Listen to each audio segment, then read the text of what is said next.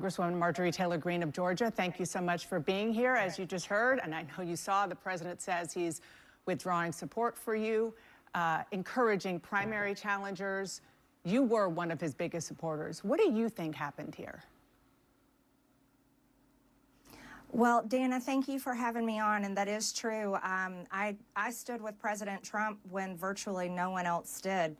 Campaigned all over the country, spent millions of my own dollars helping him get elected, and I think that's incredibly important. And I do support him and his administration, and I support them in delivering the campaign promises we made to the American people. His remarks, of course, have been hurtful. However, I have something in my heart that I think is incredibly important for our country, and that is to end the toxic fighting in politics. And this has been going on for years, and it has divided our country, split up friends and families, neighbors, and it's not solving our problems. The most hurtful thing he said, which is absolutely untrue, is he called me a traitor, and that is so extremely wrong. And those are the types of words used that can radicalize people against me and put my life in danger. What do you think happened? What do you think is the reason for this? I heard from someone that she fakes her accent. I don't think so. I don't know. Maybe I'm crazy. I've been a believer. Up until recently, I always thought that MTG was just like sincere. She was genuine. Genuinely crazy, but genuine nonetheless. And nowadays, I don't know. I don't know if it's that she has like ambitions for higher office, and that's the reason why she's moving the way she is.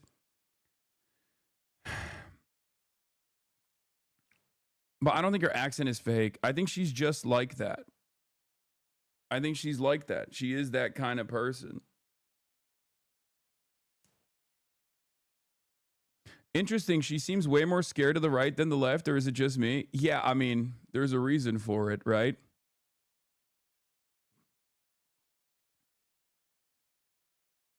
Yeah.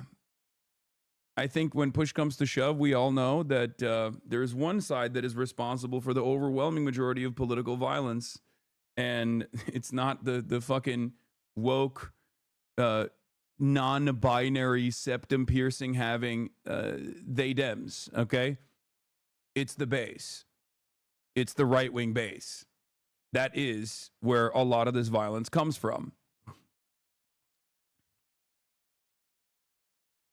Unfortunately, it has all come down to the Epstein files, and this woman is still a Nazi. Don't let her departure from Trump fool any of you. I'm not being fooled at all. I'm just trying to make an honest assessment. Is shocking. And, you know, I stand with these women. I stand with rape victims. I stand with children who are in terrible sex abuse situations. And I stand with survivors of trafficking and those that are trapped in sex trafficking. And I will not apologize for that. I believe the country deserves transparency in these files. And I don't believe that rich, powerful people should be protected if they have done anything wrong. And so I'm standing with the women, and I will continue to do my small part to get the files released. You said on X yesterday, quote, "It's astonishing really how hard he's fighting to stop the Epstein files from coming out, and that it really makes you wonder what is in those files." Are you suggesting there's something in the Epstein files that President Trump does not want Americans to see? Well, I think that's the part that has so many people confused, is that the women themselves that I have talked to have over and over again said that Donald Trump did nothing wrong. Quite a few of them even told me they voted for him. And those are the women I would like to see in the Oval Office with support. I would like to see all of the women there with support. I have no idea what's in the files. I can't even guess, but that is the questions everyone is asking, is why fight this so hard?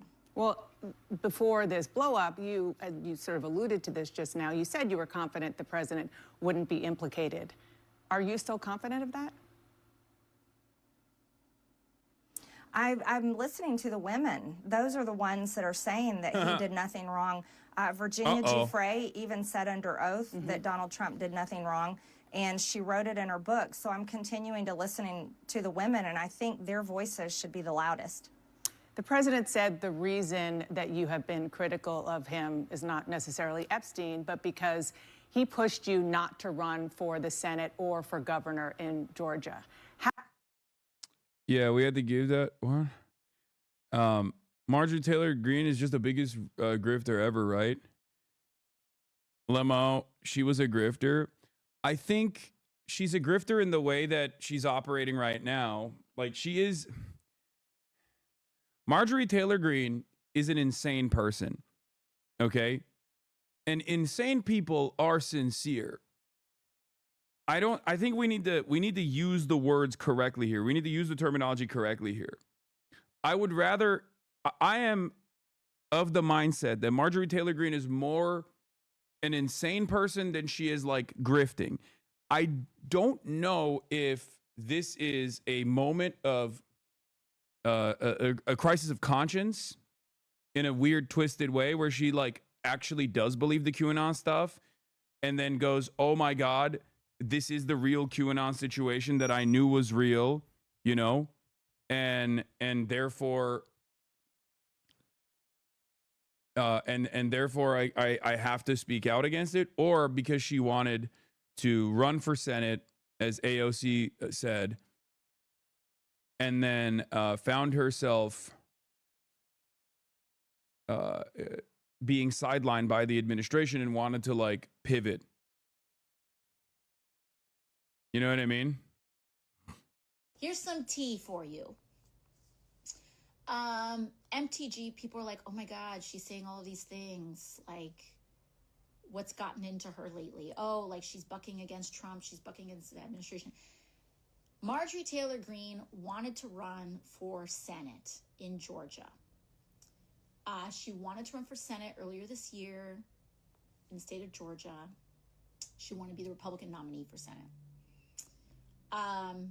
So she was gearing up for that statewide race, and Trump told her no. Trump said no. And the White House and Trump land shut down Marjorie Taylor Greene's personal ambitions to run for Senate. And she has been on a revenge tour ever since.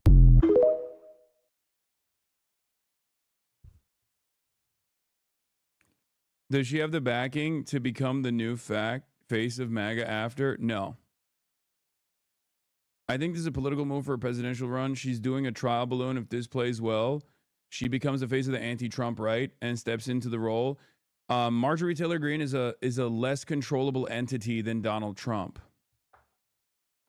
Marjorie Taylor Greene is unironically just as crazy as Trump, if not crazier than Donald Trump. The establishment don't want someone like that. The establishment don't want someone like Marjorie Taylor Greene. They want J.D. Vance. Or, I mean, there's different forces within. There's different forces at play. You have the tech bro, Silicon Valley freaks. They want J.D. Vance. The establishment Republicans wanted Ron DeSantis. Only the base wanted Trump. Do I think Marjorie Taylor Greene is capable of capturing the attention of the MAGA base in the way that Donald Trump was able to? No. I think there's a reason why I keep repeating this over and over again. The only man in the right. So how the fuck are you saying she's sincere? No, I'm saying throughout her career, I think Marjorie Taylor Greene has been so insane that she is genuine in her insanity. A grifter is like Tucker Carlson, okay? Tucker Carlson has firm commitments and real beliefs, but Tucker Carlson also will change Tucker Carlson is very good at tailoring his propaganda to a direction that he doesn't even personally believe. Like, Tucker Carlson is not a person who actually cares about the working class. But because in 2016 he saw how popular Bernie was, he very quickly changed his commentary to make it seem like he was a populist, okay? To make it seem like Trump was a populist, to make it seem like he was truly invested in the problems of the working class. That's grifting. If you have no real ambitions of like, helping the working class, but you claim that you want to help the working class in your commentary, that's grifting. Marjorie Taylor Green didn't talk about Jewish space lasers because she thought she made a calculation that like anti-Semitism would play well to her base, even if she doesn't actually believe it. She does believe it. She's fucking insane. Does that make sense? That's the difference between someone who is grifting and what grifting means versus someone who is sincerely a crazy person, right? That's the difference. Whereas now Marjorie Taylor Green is moving in a very different way. So I'm trying to make sense of it. I'm trying to figure out if she is actually grifting or if this is yet another moment of sincerity, but like she accidentally arrived at the correct position on some of this stuff. Now, that doesn't really mean much because ultimately the rest of her worldview is still horrifying, right? Is dog shit. Okay, I need to figure out a way to fucking make this darker without shit. Auto ISO is not working well for me right now.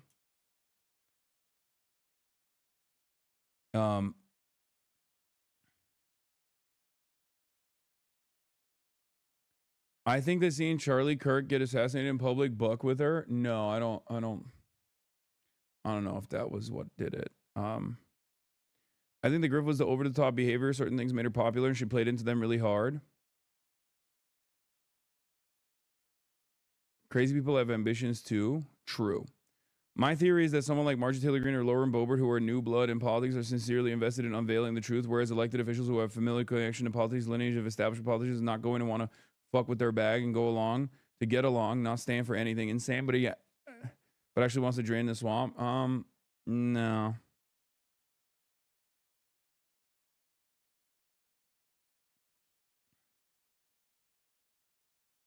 Marjorie Taylor Green danced in the sunlight tweet from 2024.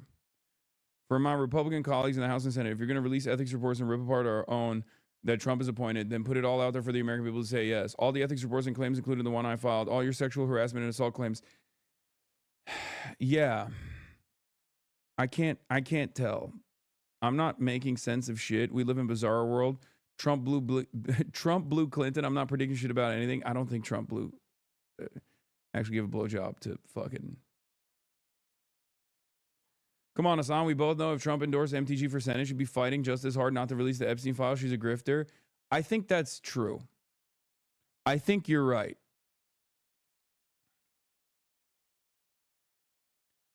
I think you are right, Chatter. I think Marjorie Taylor Greene is moving away from sincerely delusional to calculated grifter era.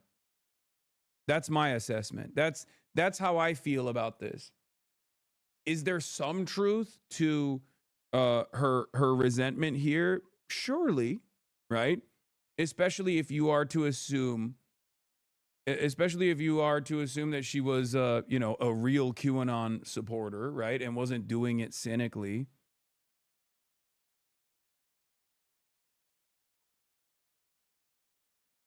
Like, there is a level of genuine resentment, I think, that exists, which makes it easier for her to do this pivot. But Charlie Kirk was a grifter, okay? Charlie Kirk was a grifter. Charlie Kirk talked about Epstein, and then as soon as Donald Trump gave him the boss call, he stopped talking about Epstein. That's grifting. Because if you were to probably ask him in private, I'm sure he cared about the Epstein stuff, right? But he wasn't going to fuck up the bag. He wasn't going to go against Donald Trump. That's grifting. Marjorie Taylor Green, I think, sincerely believes some of the anti-Semitic conspiracies, and that's probably playing a role in her genuine beliefs about Israel, rather than just like tackling, rather than just like identifying a point of weakness, a void in the media landscape that she wants to fill by being the anti-Israel candidate. I don't think it's that calculated. I think for Tucker Carlson, it's that calculated. But I think for Marjorie Taylor Green, it's not that calculated. I think she genuinely is like, yeah, Jews are up to some fuck shit, and Israel is a part of that, and I'm gonna address it. So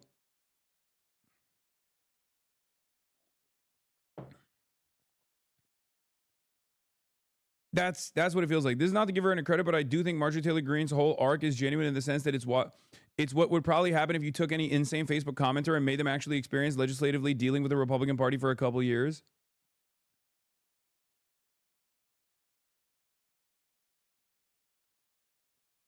You think Marjorie Taylor Greene saw the writing on the wall with Israel? No, I think that plays a role in it. That plays a role in it. I think if Donald Trump was pro Marjorie Taylor Greene and was like, oh yeah, you should run for Senate, I'll give you, I'll help you get a Senate seat, then she probably wouldn't be as aggressive on the Israel stuff. She definitely would be defending Trump with the Epstein stuff, for example. But the fact that she's not doing that right now is partially because she is a QAnon wine mom, and that guides her. That's like her primary directive. That's what a lot of her worldview is built on top of. But the other reason why she's doing it is because I think she also identifies that this is a point of weakness where she can make a name for herself. And when did he do that? Well, that is absolutely not true. Actually, I never had a conversation at all with the president about running for Senate or running for Georgia. And those were decisions I came to on my own, that I don't want to have anything to do with the Senate. I think the past 2 months of the government shutdown should have shown America exactly why I would never want to be there. I think it's a very broken institution that serves the uniparty and doesn't serve the American people and how they vote. And I decided that I didn't want to run for governor this cycle either. I very much want to do the job that I'm in. Everyone else says I'm running for something, but all I want to do is serve Georgia's 14th district, and I'm very grateful for that opportunity. So he said it pretty explicitly. Are you saying he's lying, or did he at least get that message to somebody on your political team instead? I'm not sure. But I don't. That is untrue what he said. I don't know if he's being fed wrong information. I honestly have no idea in that area, but it is absolutely factually not true. Nor have I called him, and White House logs would prove that. His own cell phone records would prove it. I have not been calling the president, but I did post messages that I had sent to him, and that was to protect, get involved. This is important. The American people want the Epstein files released. And, I've stood with the president. I have disagreed with him at times, Dana, and I'm allowed to do that. I think that's the most important thing we can do as Americans. And I'm urging my party. I've been putting massive pressure on my party and our speaker to pass the agenda that the American people vote for. That's the agenda that I fought for. Those are the campaign promises I made. And I can disagree with the president at times, particularly this past Monday on the Marines' 250th anniversary, when he honored the new Syrian president, who is an al-Qaeda terrorist and was wanted by our government for years with a $10 million bounty up until March of this year. I had to change the lighting up a little bit because it's not. I think it's a lot better now. It was too yellow in the room.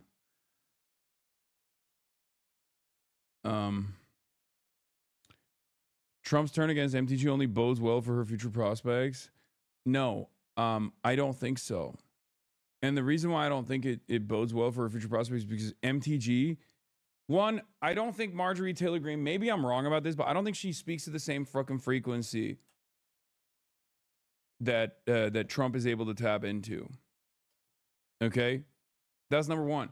Like, Marjorie Taylor Green is not going to be able to hold the base together.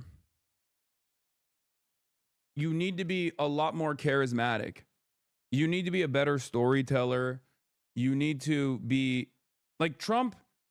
Trump has been able to present himself as more moderate than we give him credit for here on the broadcast, because like we know exactly what he's trying to do. But for the average American, in both the elections that Donald Trump won, he was able to tap into I'm a different type of Republican successfully, right? The only time he lost was when, he was the incumbent and people knew exactly what type of Republican he actually was, right? It was in the heels of COVID, all this stuff.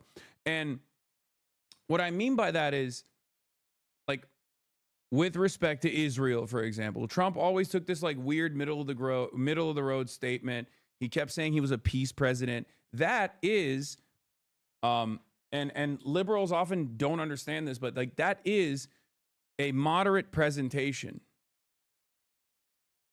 positioning himself against Republicans as well, like Republicans that he identifies as bad Republicans, like ones that always want to wage war. Now, it's not real. Obviously, this is a lie, but the positioning is still there, and it's important to acknowledge it. And that positioning is a moderate positioning. Now, Marjorie Taylor Green is a little too kooky, I think. A little too cuckoo for Cocoa Puffs, if you know what I mean. Yeah, I saw this tweet. It's funny. The artist. Yeah. It's so crazy.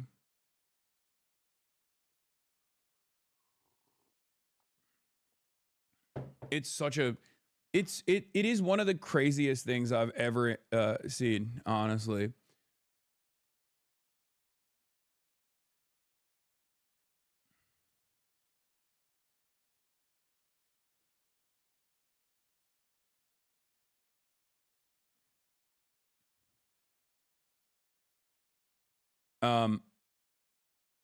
I just don't. Is JD Vance this much better than her? He did the spread the Haitians eating cats and dogs. No, I think JD Vance is also a loser in a popular contest.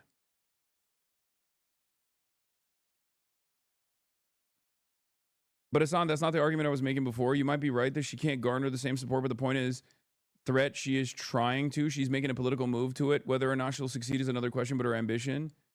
Yeah, no, that is definitely her ambition. Like I was saying, I don't think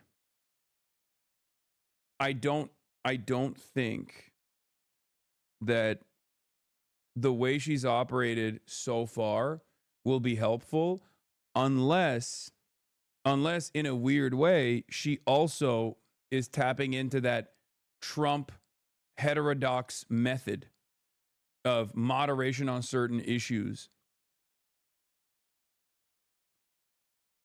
Because, like, if her goal is to win over the populist wing of the party that is super pro-Trump, she's going about it the wrong way by attacking Trump. You got to brown nose him, and you got to be in the inner circle.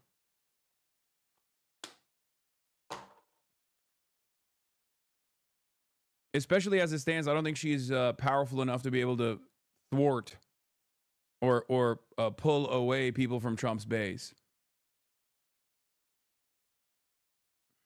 That I think that was very hurtful to the great men and women who served over in the Middle East and were sent there, and many of them that were killed and injured and live with PTSD to this day from fighting al-Qaeda. So there's things I disagree with, and I'm allowed to do so. Well, you mentioned the Syrian leader at the White House. You've also been critical of President Trump over foreign entanglements, H-1B visas. Now he's moving military assets towards Venezuela. I do want to play something that he said this week. Don't forget, MAGA was my idea. MAGA was nobody else's idea. It's me. I know what I'm MAGA. wants better than anybody else. And MAGA wants to see our country thrive. Do you agree? Do you think he represents the MAGA movement as he once did?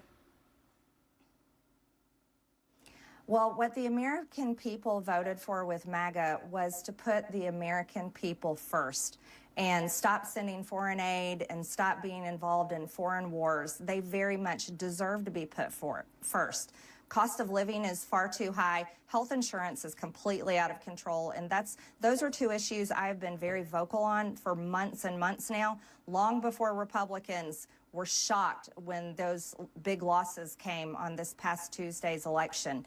So I think that the American people deserve to be put first. That's what Make America Great Again meant to me. And I think that President Trump can do that if he refocuses his effort. And I think that's what I want to see. I think that's what the country wants to see. Even if he's attacking me, I do want him to be successful for the American people. So sounds like you're saying that he is not representing the MAGA movement that he started right now. I can say that promoting H-1B. I mean, going on CNN and crying like this, but still trying to defend Donald Trump, it's weird.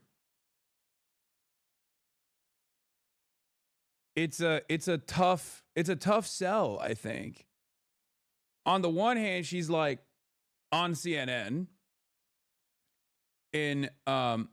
she's on CNN in a way that Republicans won't appreciate, because she's like she is attacking Donald Trump, but she's also trying to defend Donald Trump. I don't think you can pull this off. But maybe, I don't know. Americans, I don't know how fucking stupid Americans are at this point. I can't tell. Sometimes Americans can surprise you, you know?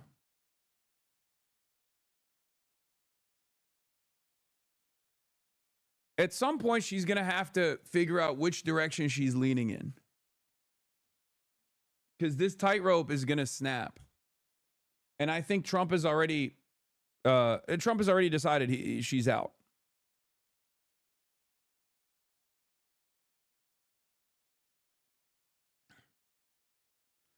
If she was grifting to get that direction, doing it in the first year of the presidency is too soon to try that method. They're stupid. She's doing numbers in my family group chat right now. Wait, so your family group chat that have identified certain issues with Trump, like certain promises that Trump has made, that is not... Wait, first of all, is your family group chat liberal? Roach from Asmongold's room.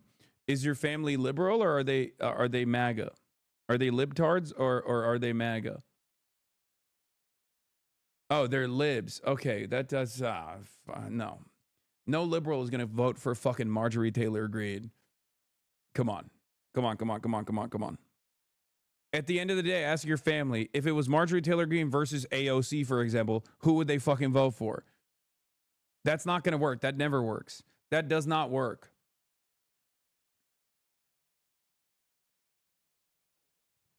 Especially because of who Marjorie Taylor Green is. Yes, they will. No, liberals will always vote for a Democrat before they vote for a Republican, a Marjorie Taylor Green style Republican especially. Remember, Marjorie Taylor Green is not like Donald Trump. She started off as a congressperson. Okay? She gained prominence as a congressperson. Donald Trump gained prominence as a television personality, so he could present himself as an outsider. She can't in the same way. And Donald Trump was able to present himself as an outsider, and that actually allowed him to win favors with a lot of low propensity voters, win favors with a lot of middle of the road guys, Obama swappers, you know?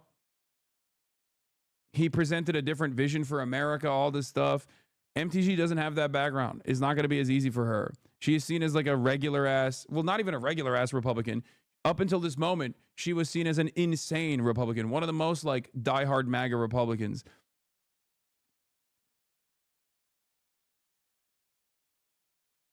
You are right, but never underestimate how much they love Never Trumpers. Liz Cheney or every person on a CNN panel. Yeah, if liberals love Never Trumpers that much, Kamala Harris would have actually won. I'm telling you right now. My whole extended family is Obama Trump voters is crazy. Yeah.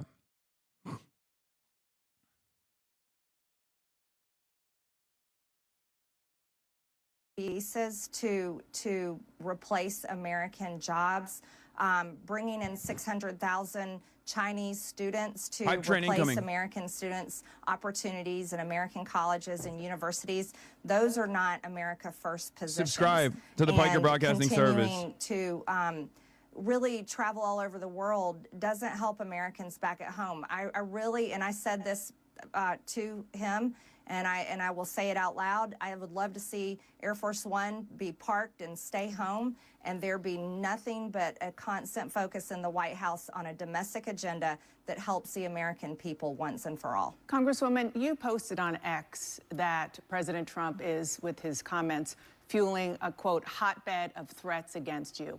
Obviously, any threats to your safety are completely unacceptable. But we have seen these kinds of attacks or criticism from the president at other people. It's not new. And with respect, I haven't heard you speak out about it until it was directed at you. Dana, I think that's fair criticism. And I would like to say humbly, I'm sorry for taking part in the toxic politics. It's very bad for our country. And it's been something I've thought. I'm not even saying damn to Dana. I'm saying damn for her taking, acknowledging it.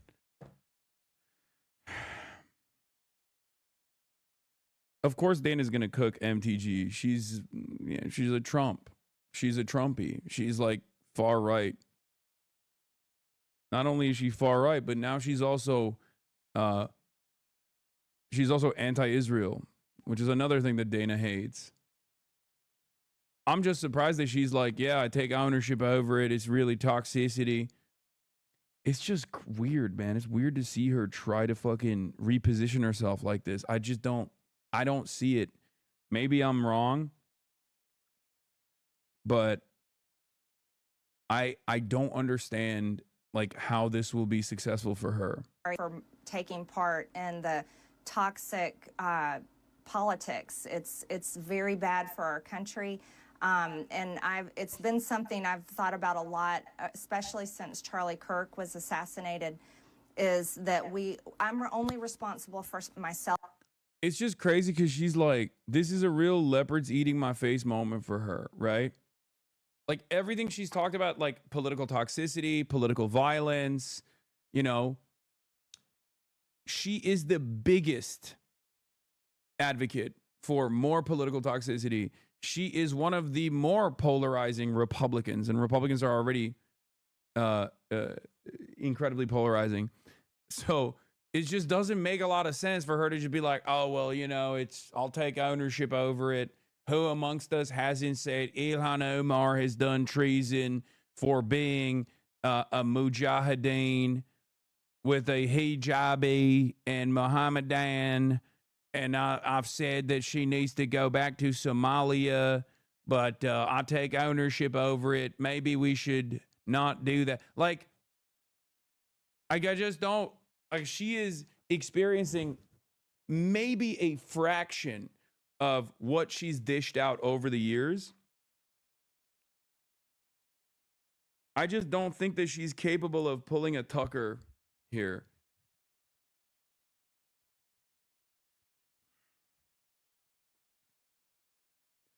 Finally caught you live. I love your content. Thank you for educating this generation to be smarter. I'm trying, but I'm failing. Let's be real.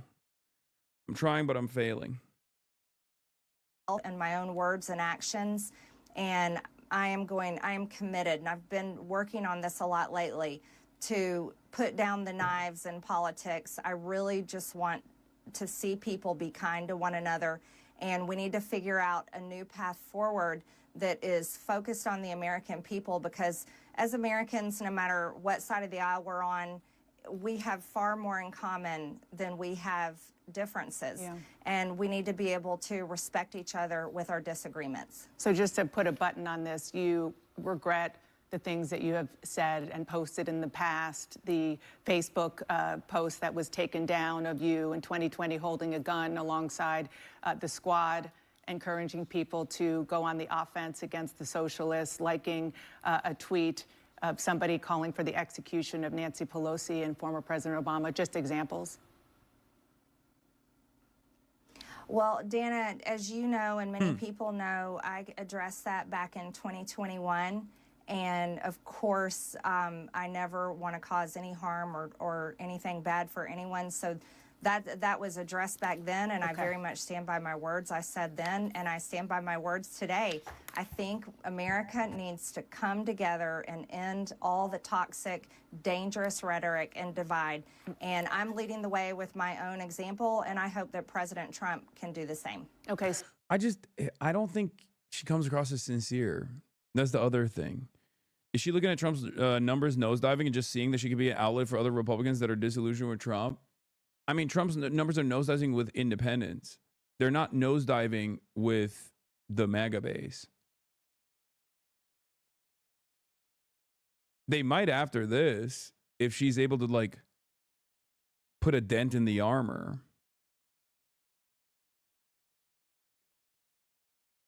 I don't. I read this as nothing but insincere. I can't see this as like sincere at all. She just sounds like she's going through the motions. So on that, I do want to ask you about something Like she sounds more sincere when talking about how Israel is fucked up for blowing up children. You know what I mean?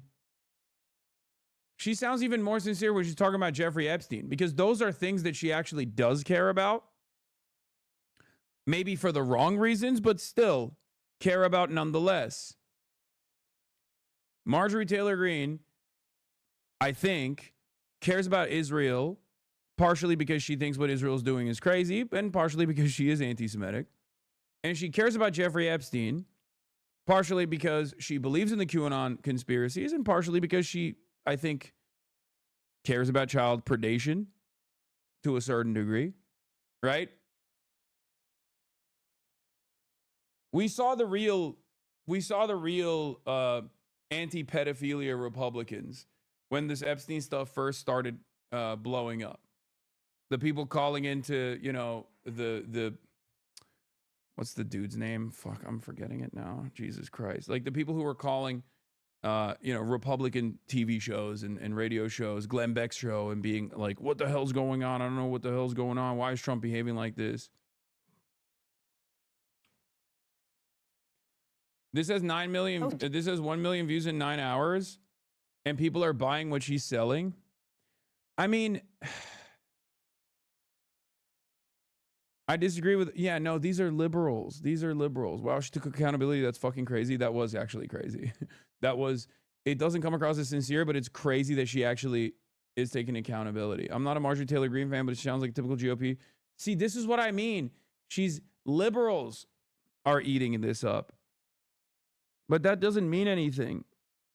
Liberals believing Marjorie Taylor Green is not going to move the needle.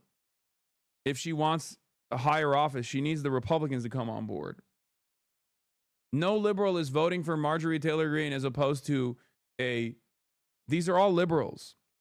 These are all liberals who are experiencing someone who has been an incredibly far-right nuisance in American politics, basically engaging in a heel turn. Liberals love someone coming to their side and telling them that they were right, and she's not even fully doing that. But I think that's part of the reason why a lot of people are responding the way that they are. It's the Republicans that we need to figure out. Just yesterday on X, you questioned who and what country is putting so much pressure on Trump to keep the Epstein files hidden. And you included a picture about donations from pro-Israel lobbying group AIPAC. What are you trying to say there? Mm-hmm. Well, I think it's the question that many Americans are asking, especially when we saw information recently come out in these emails that the Oversight Committee that I serve on has released. And we saw Jeffrey Epstein with ties to Ehud Barak. We saw him making business deals with them, also business deals that involved the Israeli government, and seems to have led into their intel agencies. And Marjorie Taylor Green perfectly capturing why nobody grifts to the left. I mean, she's not grifting to the left anyway. She's grifting. If she would, she'd be grifting to the liberals, not to the left. Nobody, and I mean nobody, grifts to the left at all. There is no use for it. There's no reason for it. You just don't do it.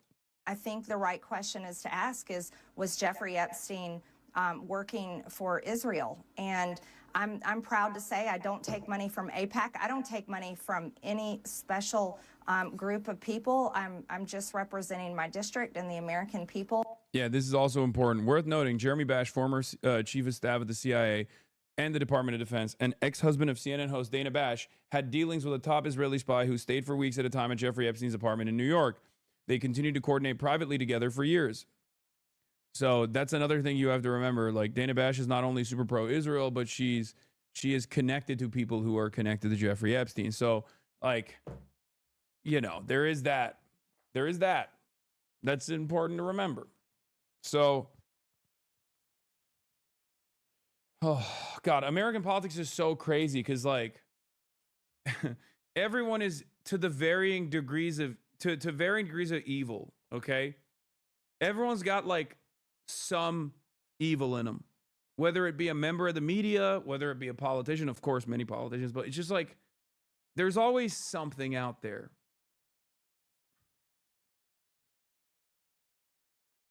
And so that's what I was referring to. I just want to be clear.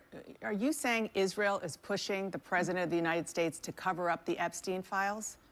And what evidence do you have that that is the case? I simply asked. No, I simply just... Just admit that you don't want to watch a beautiful woman succeed in politics? Oh, no, you clocked me. Are apolitical normies a non-factor in this equation? Any possibility normies influence institutional Republicans to take serious look at MTG as an alternative path for the Republican Party? No. I think the base is so cult-like in their loyalty to Trump that until that dam breaks, you won't see a lot of movement here. Asked out loud, is there a foreign government? It could be any foreign government, but is a foreign government pushing to keep this covered up? Because people just don't understand the big fight against... Well, you had AIPAC up there. It was pretty clear which government you were talking about. That I'm questioning that government in particular and questioning any other foreign government. Okay, when you're talking about lowering the rhetoric, which is important for everybody to hear from you and all of our elected officials. The Massey Marjorie Taylor Green bots have been flooding X for about a week now. Come on, man. Oh, he's on his Democratic Party shit right here. This is like very liberal coded. Oh, it's Russia. Oh, it's bots. Hey, guys, the affordability crisis is not that bad, okay? Everyone's lying. Your pockets aren't hurting right now, okay? How dare you? How dare you assume that you're actually having a tough go at it? Come on. We've improved. The price of turkey has gone down by 2 cents. Don't you like marginal and modest and incremental gains?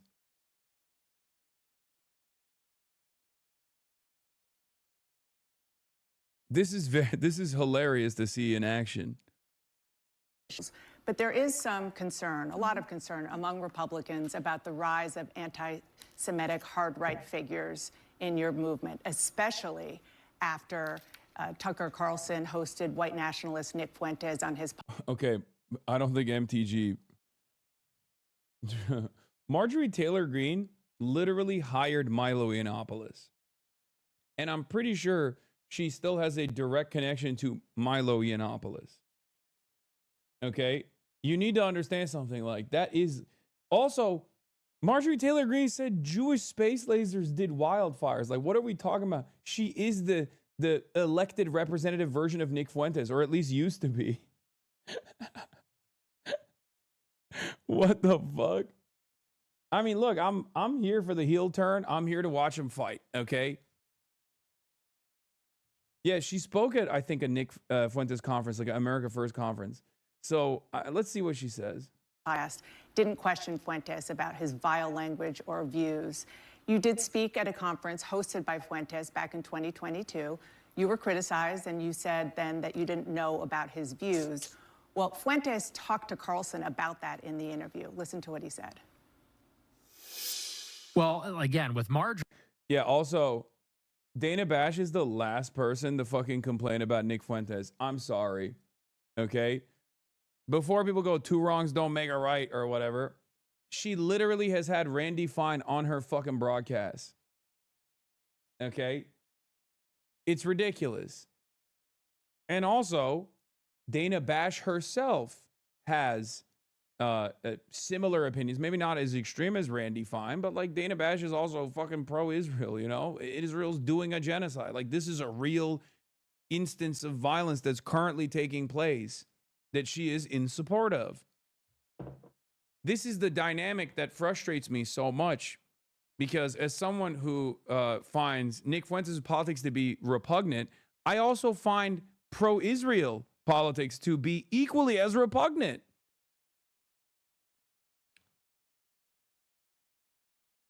That's it. That's what's so fucking annoying about this shit, where it's like, you can, like, this only reaffirms what people see, the inconsistency that people see in American politics, which is you can be as horrible as you want to every single marginalized identity except for Jewish people.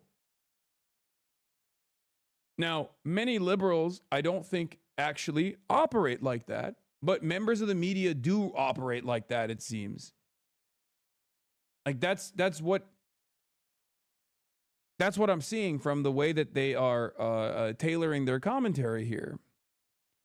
And there are others who have also pointed this out. Nick Fuentes is anti-Semitic, but this level of outreach from Dana Bash is disingenuous. CNN has interviewed Randy Fine multiple times, and they've never held him accountable for any of his vicious Islamophobia. They have no problem when other groups are being targeted. Yeah. This kind of stuff is visible first and foremost to the right-wingers, by the way. They see this shit. And when they see that inconsistency, it causes them to lean further into anti-Semitic conspiracies. You know what I mean? It is such a glaringly obvious double standard that I think even the dumbest guy can recognize it. And then they go, "Oh, I'm noticing."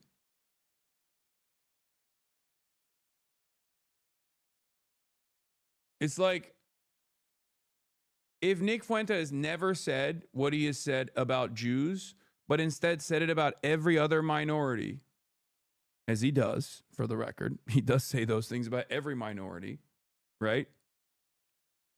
He would not be in this kind of trouble. It's obvious.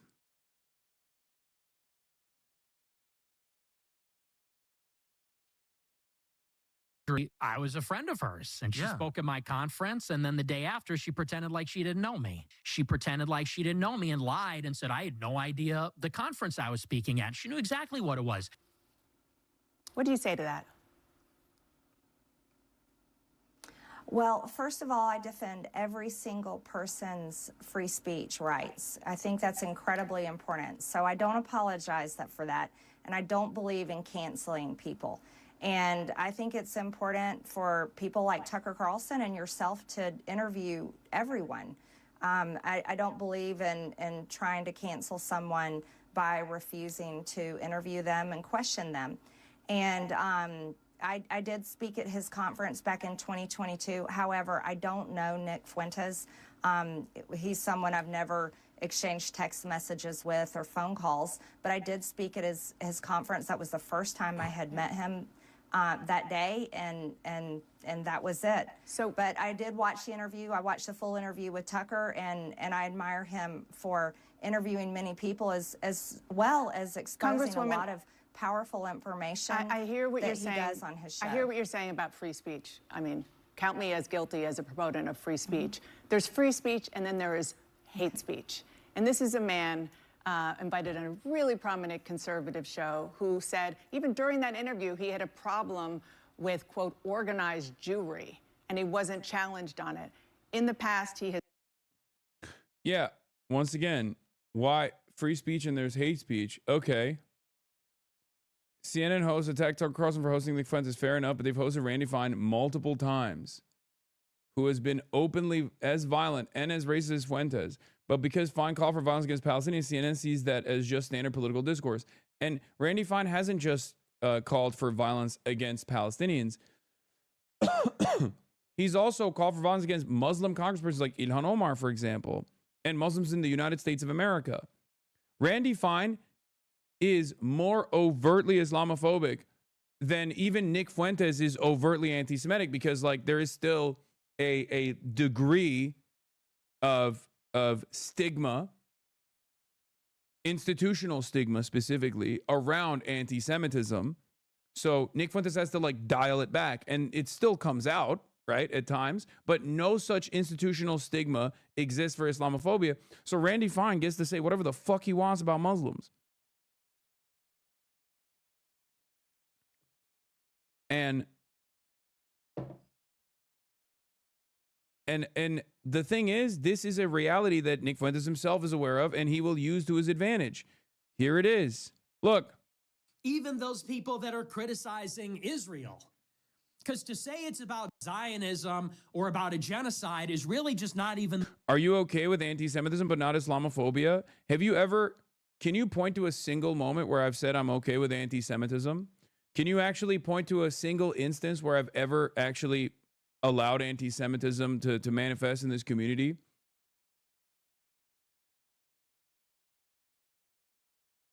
You can't. I fight against anti-Semitism every single fucking day. Every single day.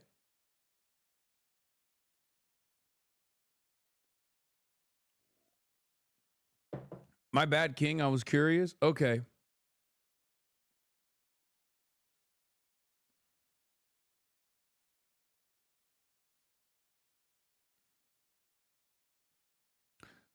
What's frustrating about this process, like what's frustrating about this dynamic, is that it also feeds into anti-Semitism. That's it. Like it's just...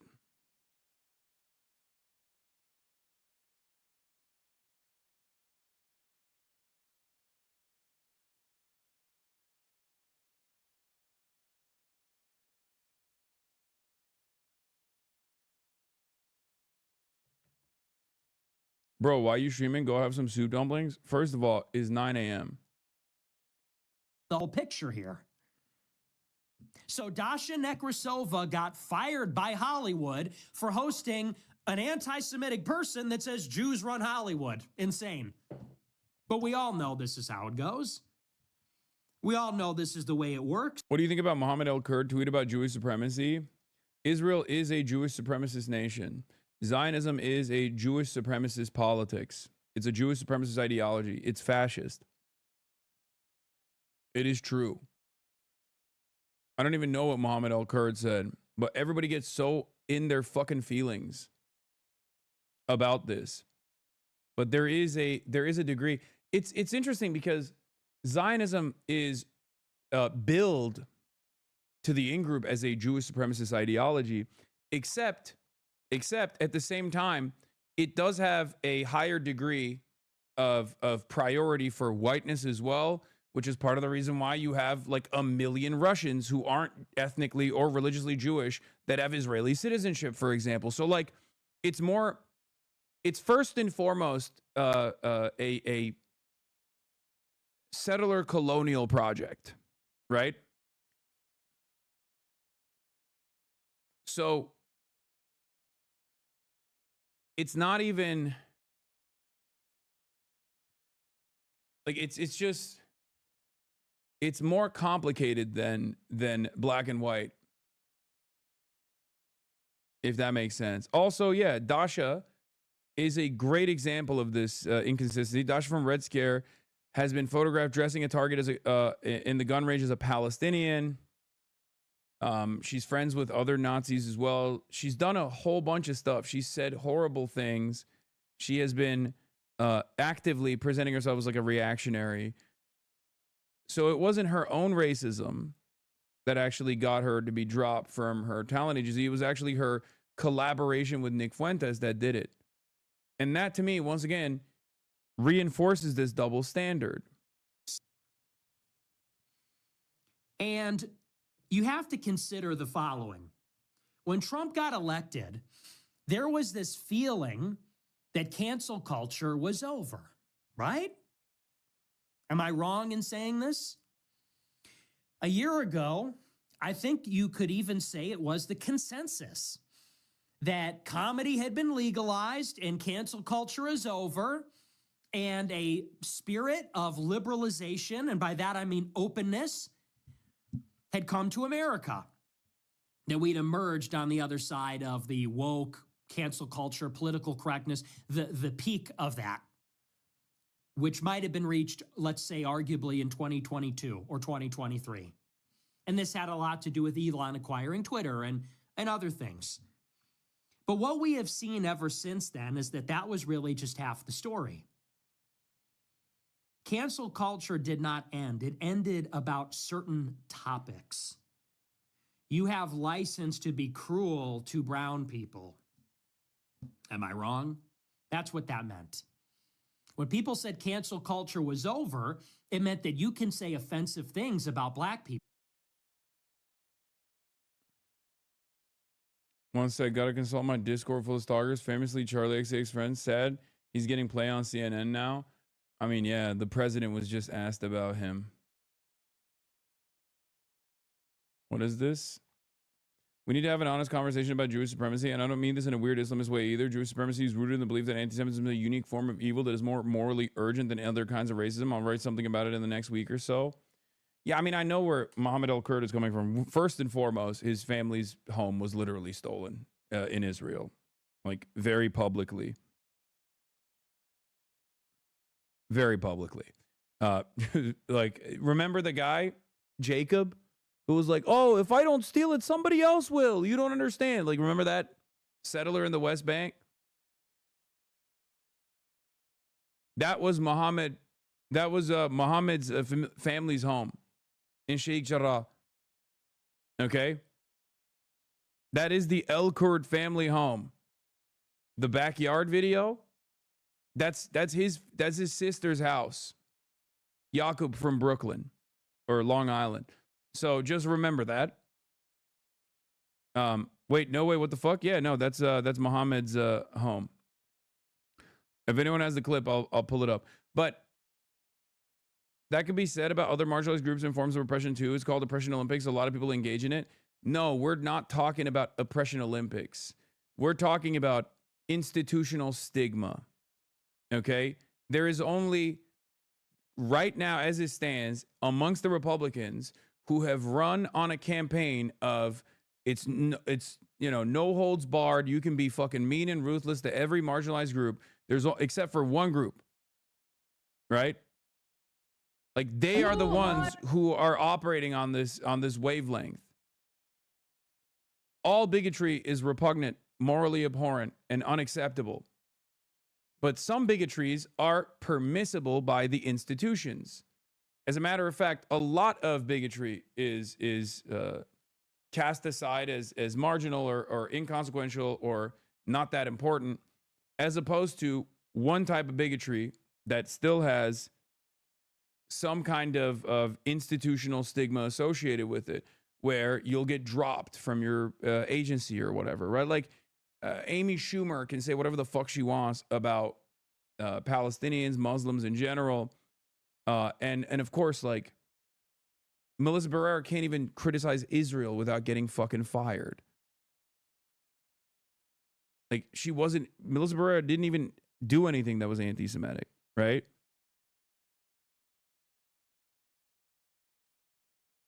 You spend all your time platforming piece of shit right-wingers and not socialist candidates in upcoming elections. Why don't you platform good people? Because I live in the fucking real world. Okay? I do platform good people all the time, and I will continue to do that. But if you think that we just have to fucking bury our heads in the sand about the growing neo-Nazi movement in the country, you are fucking stupid. Platforming. Thank you. Hey, am I platforming Nick Fuentes? Wait, hold on. Let me see something real quick. Where is it? That's the fucking president being asked about it. Trying to defend it. They are doing genocide. We are funding it. The circle of evilness. Trying to defend it. Deafening like a pedo. What are you talking about? You guys must be getting exhausted. What is this guy saying?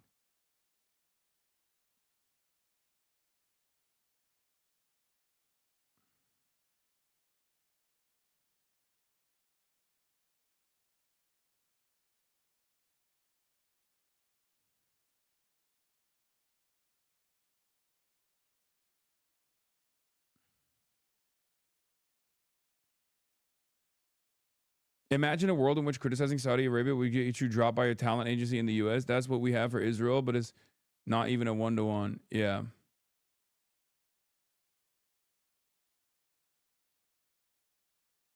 Again, about brown people, about Muslims.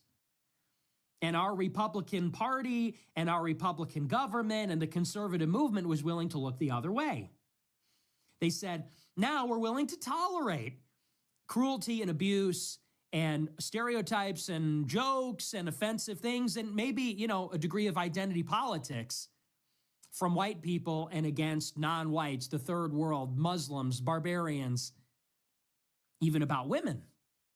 J.D. Vance said that it's liberal cat ladies. It's white liberal cat ladies that he hates the most. They're the biggest problem. So they tolerated all this. It's so funny because, like, this is the purest expression of Republican politics, reactionary politics. He's a Nazi, right? And Nazi fascism or white Christian nationalism, which is like what his version of it is, in the United States of America, is the purest expression, the purest distillation of Republican politics. It's the core, which is why it's so alluring for many. And that is the reason why it's so terrifying for a lot of people in the Republican Party, because they don't want to go to that degree. They don't want to go there. They don't want to take it there. And not because they're fearful that, like, the Republican Party is going to do the Holocaust to Electric Boogaloo or something. They don't want to go there because because they don't give a shit about Jews either. Let's be real. Like, the Republicans in power don't give a shit about Jews either. Okay? But this actually threatens America's continued allegiance with Israel. It creates too much discontent. And because it's the purest form of reactionary politics, it presents a real threat for institutional power. Because if you were to have someone who actually is genuinely anti-Israel and genuinely anti-Semitic, then all of a sudden, if they were able to win office, then they could change the trajectory of American foreign policy, at least in the way that Americans, in the way that the State Department deals with Israel, in the way that State Department has a seemingly never-ending loyalty to Israel. That's the reason why Republicans are afraid. Offensive stuff against every other group. But what was happening all the time is that, of course, Who was the Nazi that got punched? Was that Fuentes? No, that was Richard Spencer. Is that you could never criticize the Jews in Israel. So the left can hate on white people, the right can hate on non-white people, but nobody is allowed to say anything about Jews. Nobody is allowed to say anything about Israel. And isn't that fucked up? I don't care if you're from the right or left, or you're white or black. We can all agree that that is basically the arrangement. The left hates whites, and the right is very offensive towards non-whites. That's fair to say. I say nigger on the show. I know black people are offended by that, I'm sure. And black people on the left say very offensive things about whites. And we're fighting each other. The right is fighting the left is fighting the right. The whites are asserting identity politics against the non-whites. The non-whites are asserting their grievance politics against the whites. And you know who sits outside all of it? It's this other group. And they will lean in on either side. Stephen Miller will lean in and attack white hippie boomers that suck and Hispanics. And you'll have Jews on the left that'll attack, white people, and Jews on the right will attack black people. But the one group that is totally outside criticism, the one group that is totally outside accountability is Jews. If you talk about the way they're organized, the way they behave, you get fired.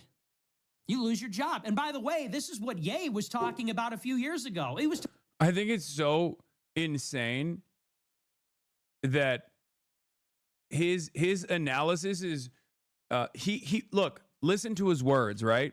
When he says criticism, oh, he dropped the hard R. I didn't hear that. I was in the room, but I didn't even notice that he did that. But when he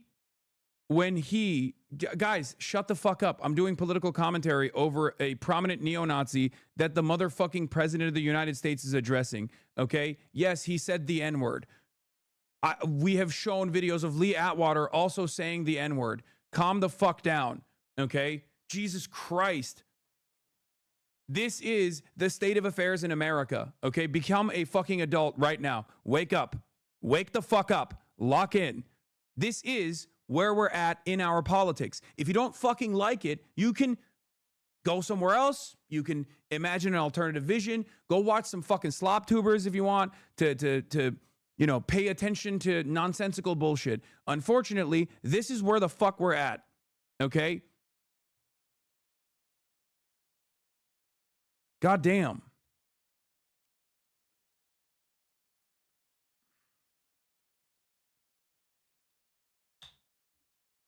He is a Nazi.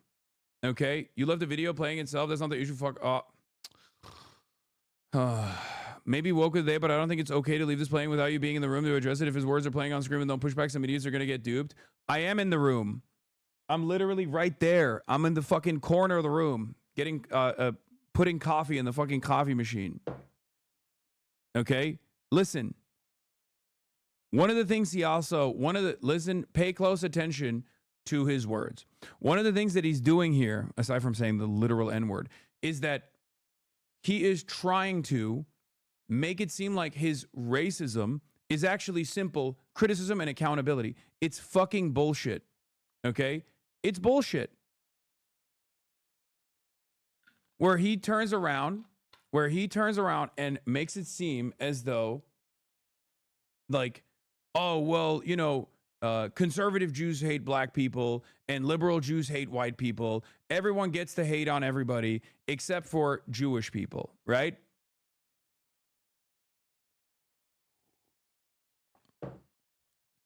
He masquerades or tries to make it seem like pure unfiltered racism and bigotry is actually not an idiotic form of hatred, but instead reasonable criticism, right? It's ridiculous.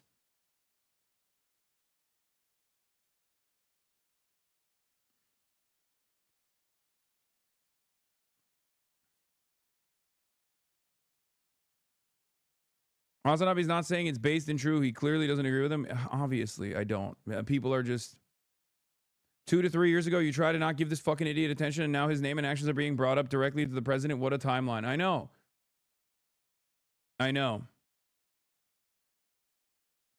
And you have to understand something, okay?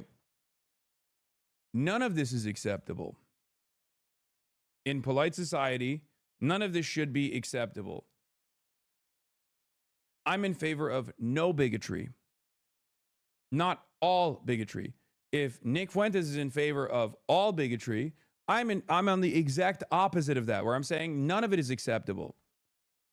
But the very fact that the media does have a carve out almost that they cynically weaponize too, because it's not just the media getting mad about anti-Semitism. It's also oftentimes the media getting mad at things that aren't even anti-Semitic that they present as anti-Semitism. And the only takeaway for the average American from that conversation is, okay, what the fuck? Is this what we have to worry about all the goddamn time? Like nonstop?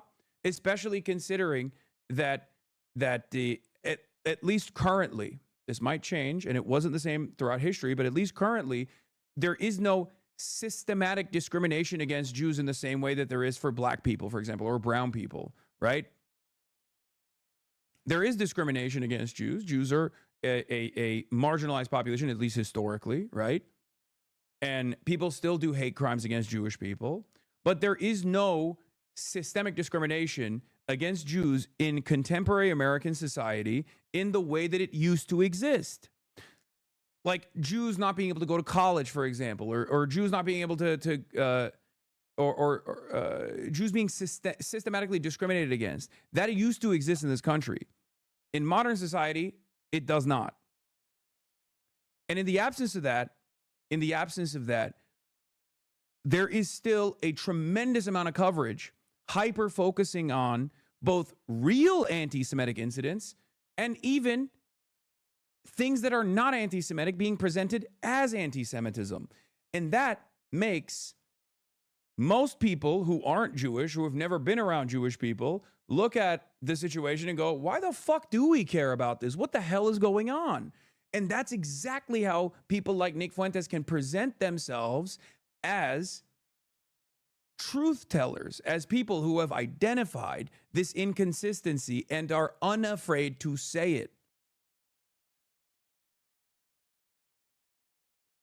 If you want to understand how this person has been able to rise to such a degree of prominence, it's primarily because of Israel, and more consequentially, it is the way that our organs of the media, the way that they have covered this issue, the way that they have actually defended Israel or contextualized Israel's violence or attacked Israel's critics. David Frum compared you and Zoran to Nick. They're downplaying this Nazi. Exactly. Who is the national Democrat who will speak as honestly and courageously about Mamdani and Piker as Ted Cruz has spoken about Carlson and Fuentes? The disease is worse than the GOP side, but the immune system is weaker on the Democratic side. This is ridiculous. Like, this is incredibly sinister. David Frum is a pro-Israel stooge, right?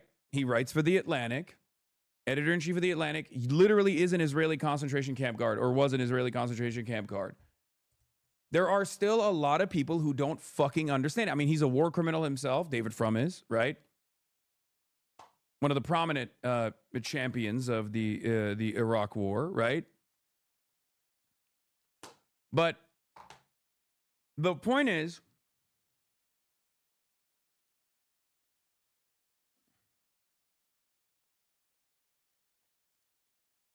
you're stating anti-Semitism used to have a space and no longer does, while racism did and does, but is systemic. I don't disagree, but you're articulating it in a way that is poor. What? I would argue you're making the argument for the right now. What? I'm making the argument for the right.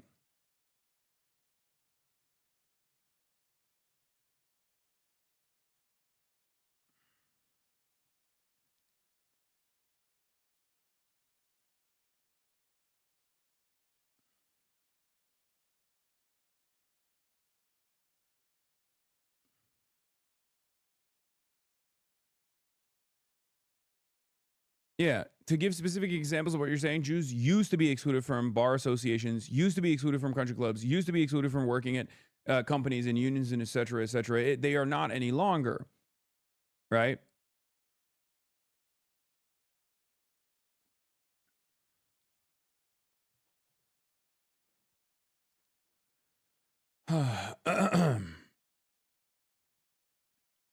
I think it's crazy that you could easily clip Fuentes here, and it seems like a sentiment most of us agree with. He literally says the end of woke just means a green light for cruelty to brown people. Out of context, it's just him saying this is a good thing. It sounds like him calling out a real societal ill. Exactly, that's the problem. Okay? That is precisely the problem. And people like this, people like David Frum, people who are conservative, but on the liberal side, or, you know, go back and forth, centrist, conservative, liberal, Zionists, unironically lean into this shit. I have a policy of being honest, first and foremost. And this is a dishonest comparison. Okay? This is a dishonest comparison. You are trying to compare me to a Holocaust denier.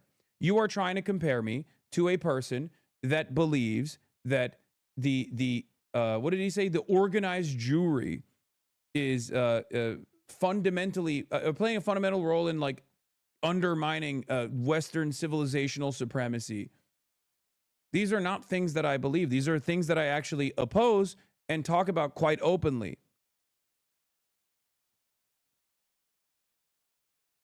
These are politics that I find despicable. As a matter of fact, part of the reason why I also despise Israel and Zionism is because it is also another version of fascism. Nick Fuentes' politics, but with different victims. Okay? But the more you do stuff like this, the more David Frums of the world do stuff like this, the more people look at this and go, okay, I know this guy Hasan. Maybe I don't like him that much, but I've literally seen him yell at Nazis for years and years. And you guys are calling him anti-Semitic too. Who is not anti-Semitic then? Only people who are pro-Israel? What the fuck is that?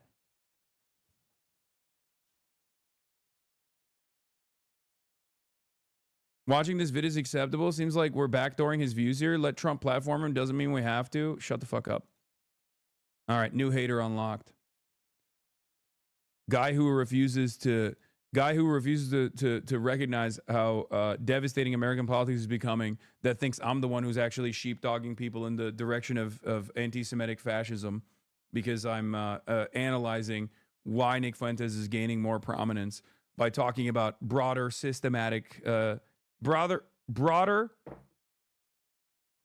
systematic and cultural forces at play that have arrived Americans at this position where they're so open-minded to this kind of commentary. Guys, I saw a tweet the other day that I think is really good, and it reminded me of, in this moment, I'm reminded of this tweet that I saw, right? There was someone fucking complaining about, like, one battle after another, and they were complaining that, like, they saw it in the movie theaters and people were laughing at the wrong things and clapping at the wrong things, right? And someone quote retweeted that and said, now that woke is coming back, and I'm very excited for it, we have to cut some parts of woke 1 out from the equation, so woke 2 is a little bit cleaner. And this kind of like your content consumption is activism version. Your content consumption is actually a true form of activism type of woke needs to go away. This, you're platforming. I will refuse to understand the nuance of what you're doing here and just get angry at you. Needs to go away. We can't do that in woke 2, okay? That was one of the more annoying parts of woke 1. Something that I push back a lot. We got to stop that.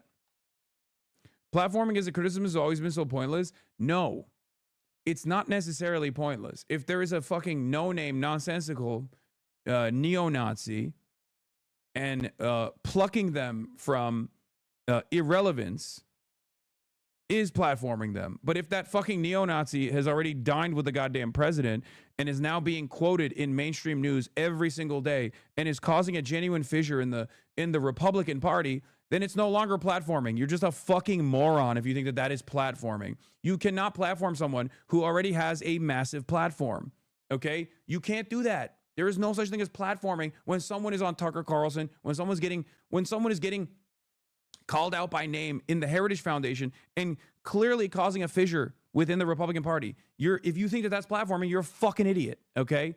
Shut up. Anyway, yeah. Woke 2 making a big comeback means we're going to have to start cutting these parts of woke 1 off like dead limbs if we want to survive. Watching movies is the right/wrong way. Activism is not a style of criticism anybody's interested in hearing about in 2015. Yes.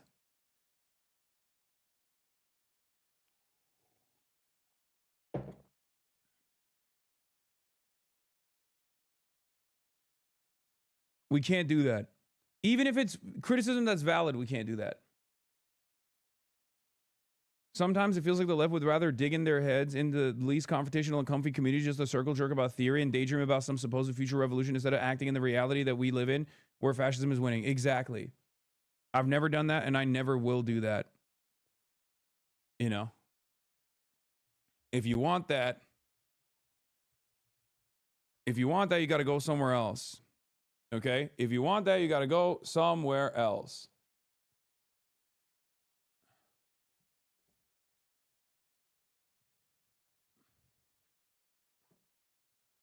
You got to organize in the world that we live in, not the world that you imagine we're inside of.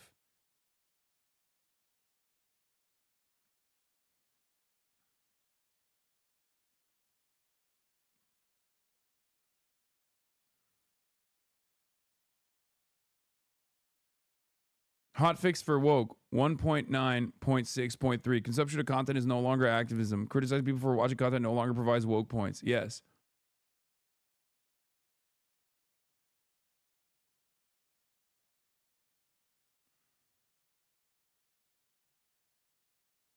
But yeah, I like this one.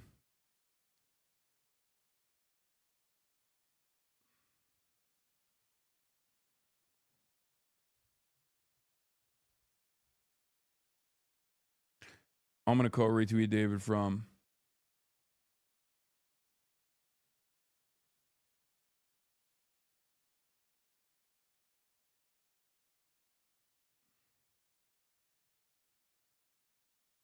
compare. I'm an anti-Zionist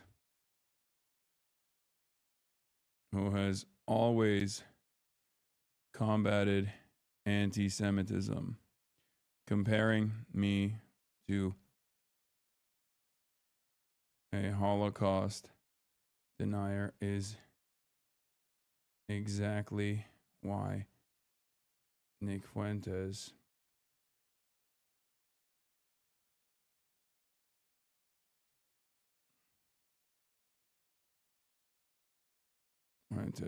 gains more prominence.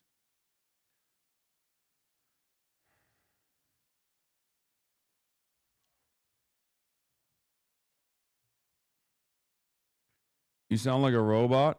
Okay. I mean, I think people pointing out, laughing at the wrong things, commenting on lack of awareness, and what? Admonishing consumption? Okay.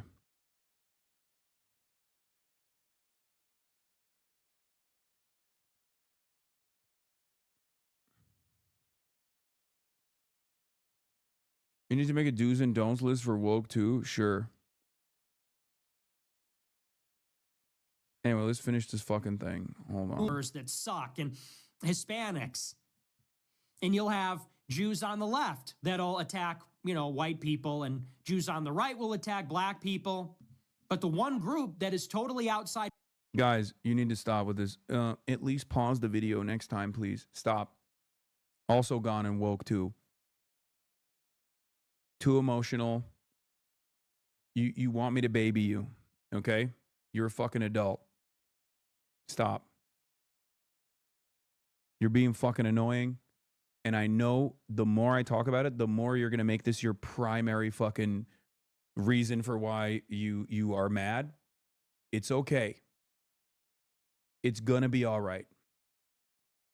I promise you. Stop.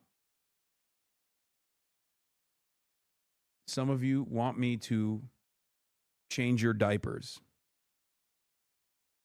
Okay? Skepticism, the one group that is totally outside accountability is Jews. If you talk about the way they're organized, the way they behave, you get fired. You lose your job. And by the way, this is what Ye was talking about a few years ago. He was talking about it this year. He said, if I make a song about killing black people, it goes triple platinum. If I make a song about being a gangbanger and killing black people, other black people, and abortion and violence, then I'm a triple platinum recording artist. I'm honored at the Grammys. I'm honored at the White House. I'm honored by Rolling Stone magazine and the New York Times. If I make a song called Heil Hitler. Like, this is, again, another incredibly fucking idiotic argument.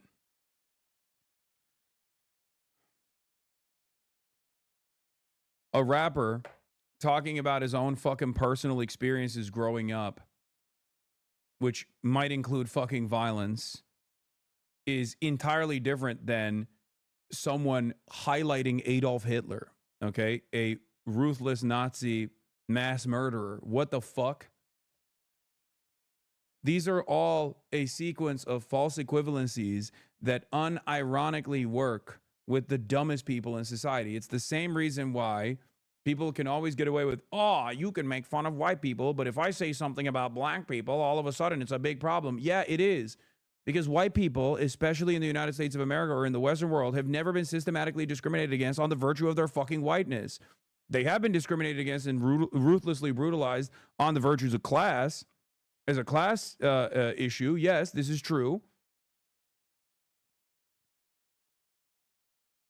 And it's so fucking annoying that every time you try to like answer the reverse racism shit, people just want like no context, no nuance, just black and white answers. And if you are incapable of nuanced thinking, then yes, this works so well for you. You go reverse racism. Yeah, you're right. Why is it that? Why is it acceptable? Okay, why is it acceptable? I think I want this absurd comparison. It makes me feel better. Okay, every single thing that he's dropping in here is actually super old school Republican politics, which is why I always say Nick Fuentes' politics is the purest distillation of reactionary politics. What he's saying here, maybe not about like, you know, the anti-Semitism, but what he's saying here is what you heard from Bill O'Reilly, what you heard from Glenn Beck, what you heard from Rush Limbaugh over and over and over again. The notion that, you know, I say one thing about how violent and angry these blacks are and everybody gets up in a tiffy, but you can say whatever you want about white people in America and no one gets mad. This double standard is ridiculous. It's like, that's not a real double standard. That's not a real double standard because there has been no active, systematic form of oppression against white people, both at any point in American history, on the basis of whiteness. Okay? Nobody was enslaved purely because they were white.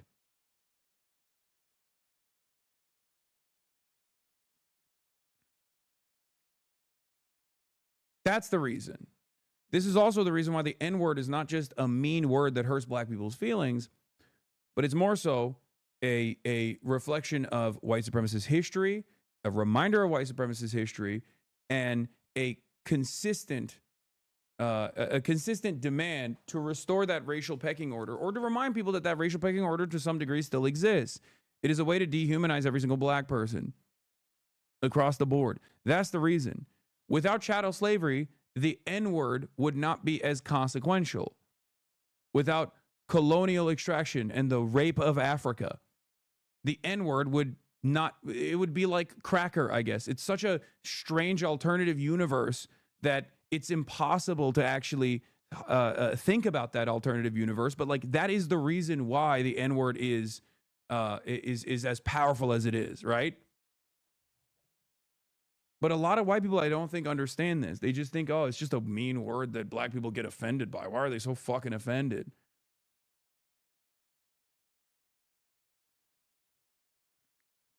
That's it.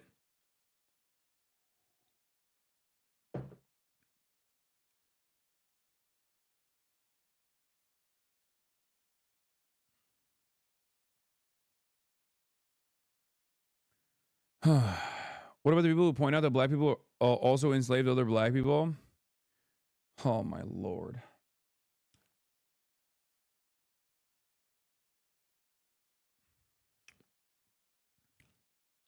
To attribute a unique form of violence that is chattel slavery, that even historians acknowledge is separate, that was racialized by design to black people is one of the most insane statements of all time. Okay?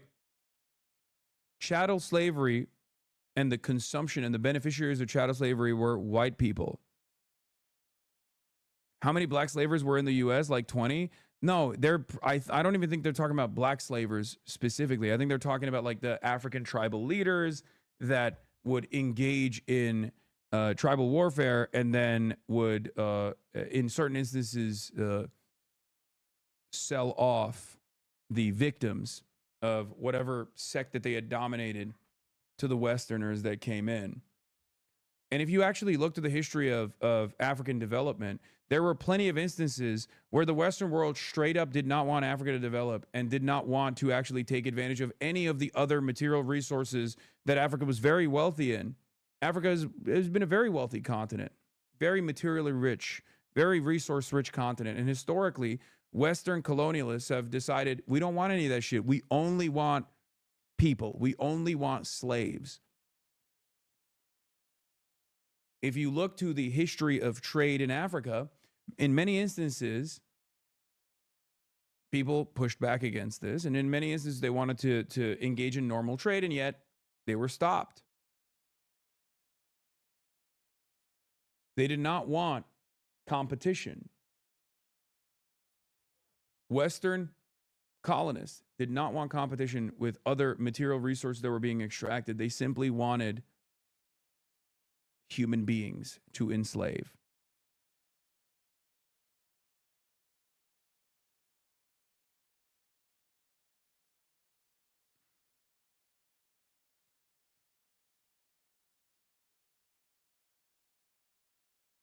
Transatlantic slave trade was also massive in industrial industry on a scale that slaves were reduced to livestock slavery, and most other cultures still recognized by owned by humans. The reduction of humans to products of labor is and was unique to this process. Exactly.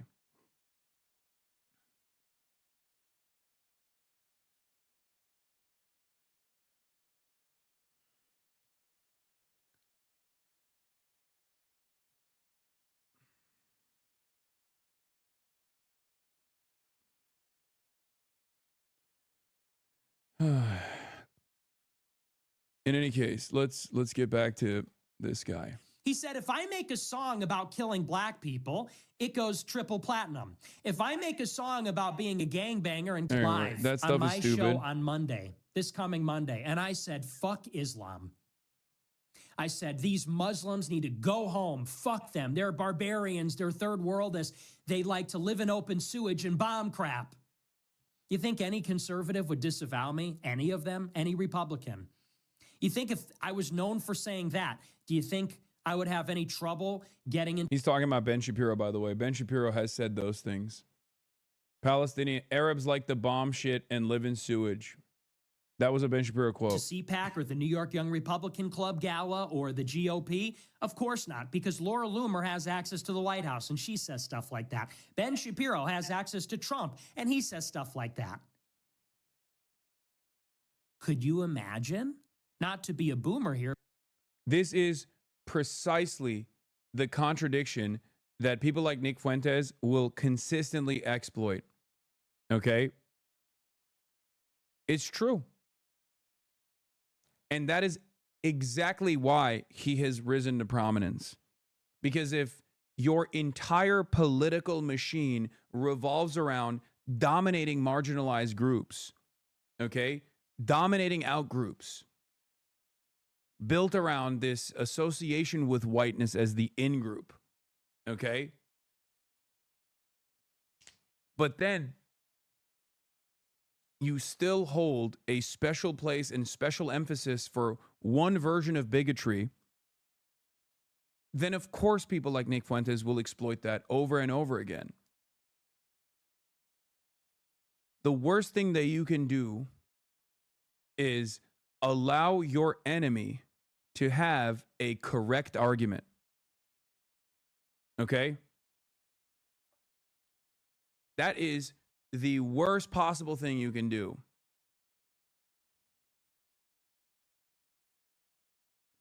Okay, the Groypers are in here now. First time chatters.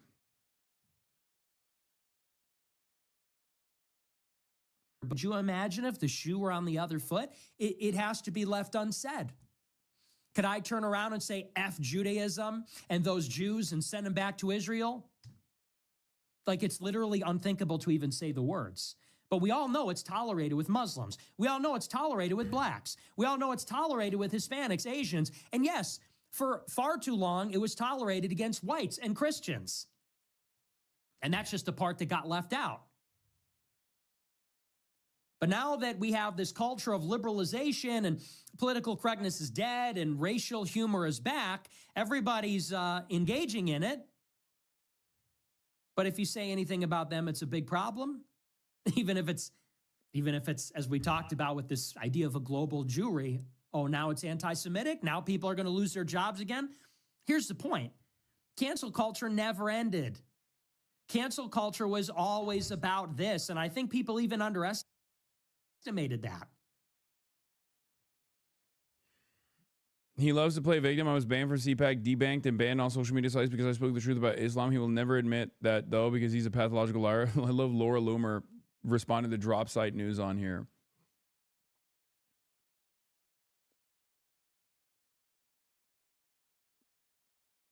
If you had said any of that about Christians, you would not be allowed back into America. No, that's not true. America's a Christian nation first and foremost, okay? It was built by WASPs. It's a WASP nation. You can absolutely get away with saying shit like that about Christians, just like you can absolutely get away with saying shit like that about white people. But that is a cultural resentment that a lot of people like Nick Fuentes also take advantage of, where they're like, why can you say this about white people? And it is my job to explain to people why there is a difference here, okay? There's a difference between like someone saying something mean while they're engaging in analysis versus someone just being like openly fucking racist against marginalized identities. What is this? These Nazis always projecting? Oh no, not property violence. What is this? I can't see it. Anyway.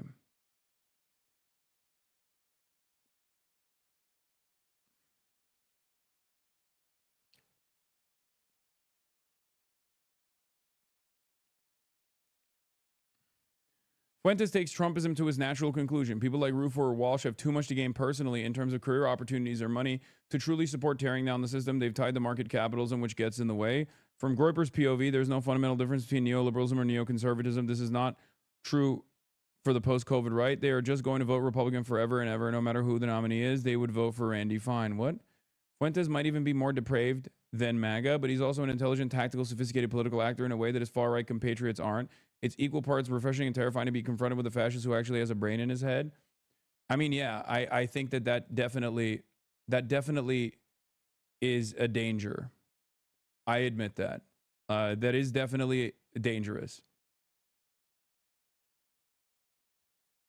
The bar is very, I don't know about refreshing. The words that person is using is ridiculous, but he at least can carry himself like a person who has read a book. Okay? And that is an incredibly high bar to, incredibly low bar to clear, but one that he actually does clear for right-wing politics. Okay? Oh my God, still eating on this. Still eating on this. Take a fucking week off.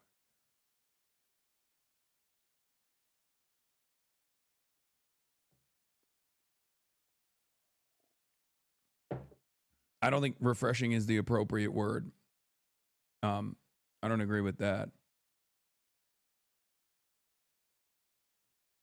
Convert him to our side? There is no conversion for a person like Nick Fuentes. The fuck are you guys talking about? What do I always say?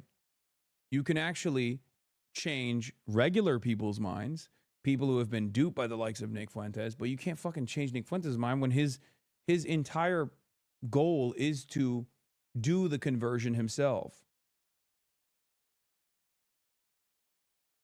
You can talk to your friends. You can talk to people that you meet in the real world who might actually have these kinds of morally repugnant attitudes. You can talk to them. You can gently move them to your side. But you can't actually convert people who have a financial interest in presenting themselves a certain way. Okay? At that point, doesn't even matter if it's a sincerely held belief or if it's something that they're doing because they realize that they get more recognition that way. They get more prominence that way. Right?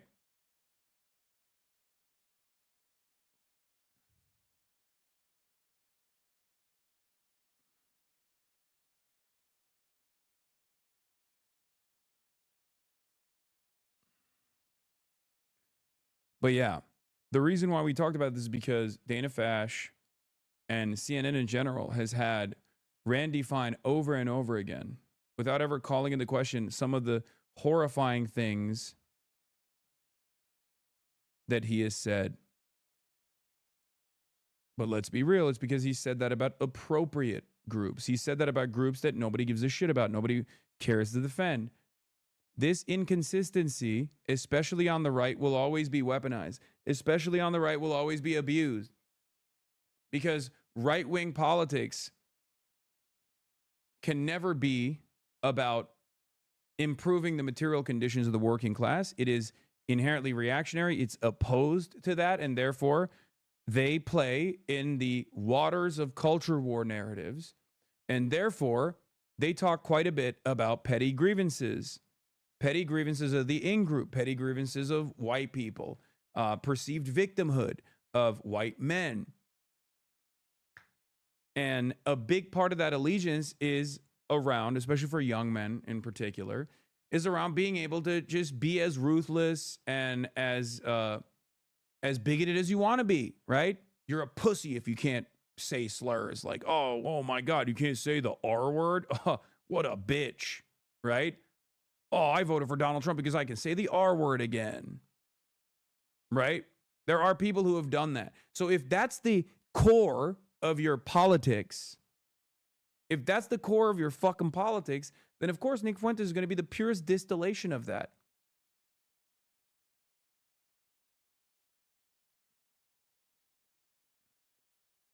Paired up with dramatic attitude shifts against Israel, swinging from either not really knowing what the fuck Israel is or just being unconditionally pro-Israel to, oh my God, Israel is a fucking the cancerous entity in the region that is so destructive to all of its neighbors, and that you should be able to call it out without it getting any fucking significant pushback, and yet people keep constantly fucking yelling at you and saying you're anti-Semitic, and you arrive at this media demon reaching a level of prominence. And he can very easily navigate this.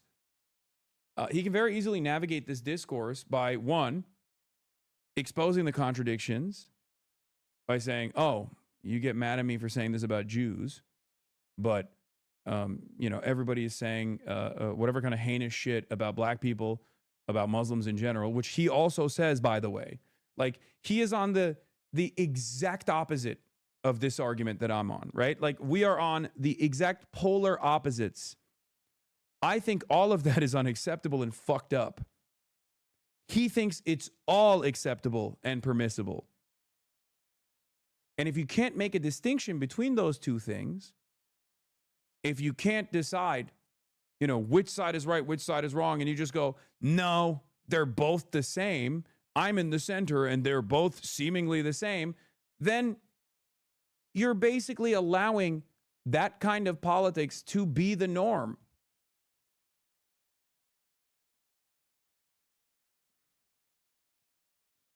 That's it. With anti-Semite Nick Fuentes, Tucker Carlson. What role do you think Tucker Carlson should play in the Republican Party and the conservative movement going forward? Well, I found him to be good. I mean, he said good things about me over the years. I think he's good. We've had some good interviews. I did an interview with him. We had 300 million hits. You know that. Look, I can't tell him. Will you let me finish my statement? You're with Bloomberg, right? You are the worst. I don't know why they even have you. We've had some great interviews with Tucker Carlson, but you can't tell him who to interview. I mean, if he wants to interview Nick Fuentes, I don't know much about him, but if he wants to do it, get the word out. Let him, people have to decide. Ultimately, people have to decide. The mayor of New York, I will say, would like to meet with us, and we'll work something out. But he would like to come to Washington and meet, and we'll work something out.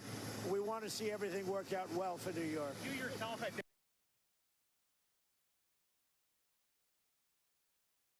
Nice.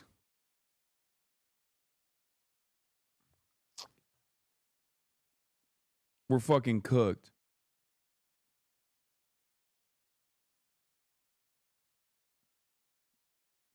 What are the broader implications of Trump not distancing himself here? I mean, he sees what's happening, I think. It's amazing how totally ignorant Trump is of the open war of the next GOP that's already breaking out all around him, totally uninterested in it, unconcerned about shaping it because he's completely incapable of thinking beyond his own tenure, lame as duck imaginable. I don't think that's the case here. And GT here says, I don't think that's quite right. Both Trump and Vance have clearly refusing to condemn. Well, both Trump and Vance have clearly refused to condemn Tucker and Fuentes. The reasonable inference is they think about the Groypers as a part of the movement, perhaps not to be openly embraced, but certainly not to be disavowed. Yeah, they can't afford to piss them off too much of their calculation. That's exactly the calculation is much more important than the drama at Heritage, but strangely under-discussed. Exactly.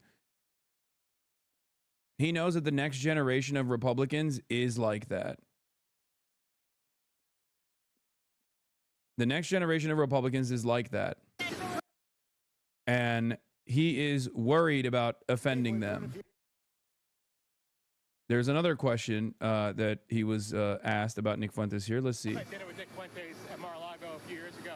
What role should he play in the conservative movement? Well, I didn't know he was coming, and he was with, as you know, somebody, Kanye.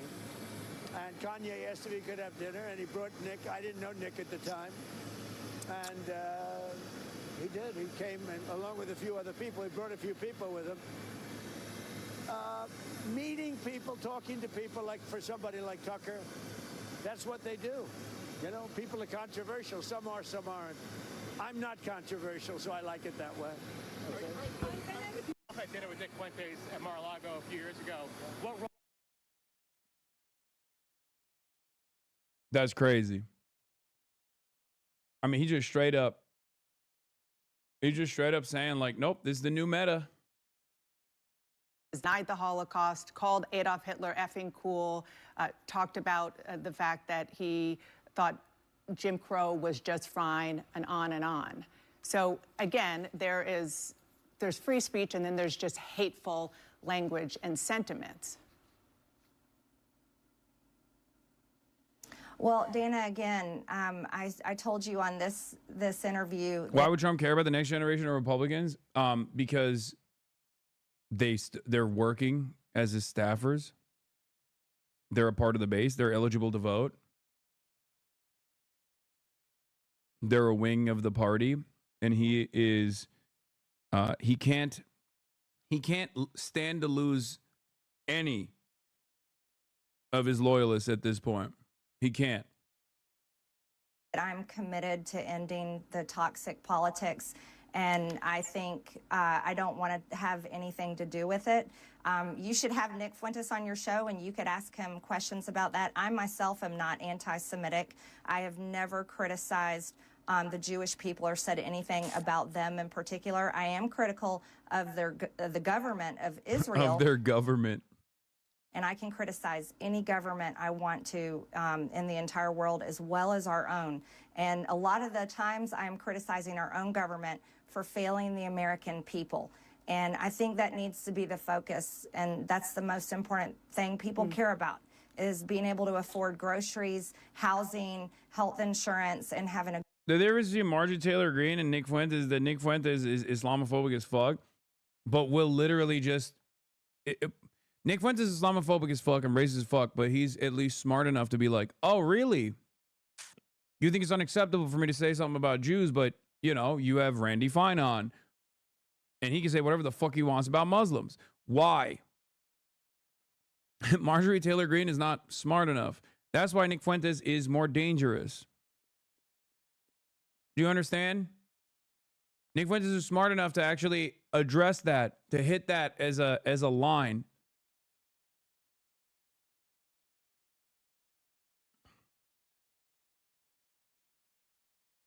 Good quality of life. Yeah, and I hear you saying you're not anti-Semitic, and you've said it before, and you know, some of the posts that you have put up, which you have apologized for, certainly have tropes in them that have been used historically against Jews. But I do want to end this conversation with a question. Yeah, I mean, I already covered it. Yes, this is the drop side piece, but like, Nick Fuentes, who praised Hitler and is openly anti-Semitic, says Republicans are hypocrites for tolerating cruelty and abuse towards Muslims, black people, and other minorities while drawing the line at anti-Semitism. He argues his own politics are simply the logical endpoint of that bigotry. It's true.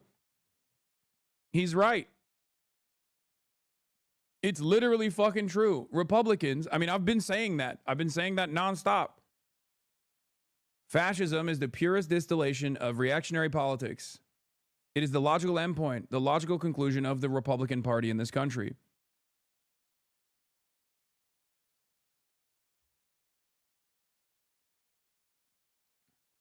And unlike Pat Buchanan and even Richard Spencer, as a matter of fact, it seems that Nick Fuentes came at the right time, okay?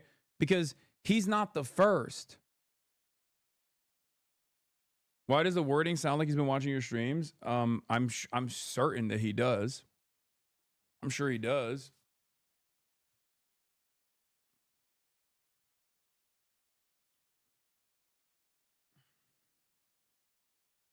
At the right time, yes. At the right time to seize on, at the right time as in a time where the Republican Party is more open to an actual acknowledgement of fascist politics. Yes.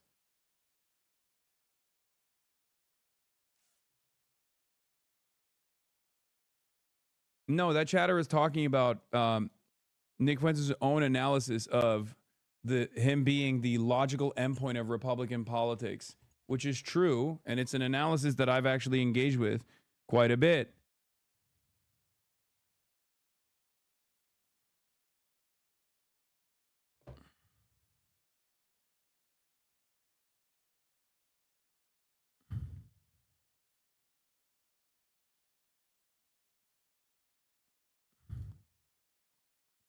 Breaking: Dem fundraising group SRG reached out to Epstein in 2013 on behalf of the House Minority Leader, Representative Jeffries. Give us a call if we would like to get involved in the dinner, or you would like to get an opportunity to know Hakeem Jeffries better.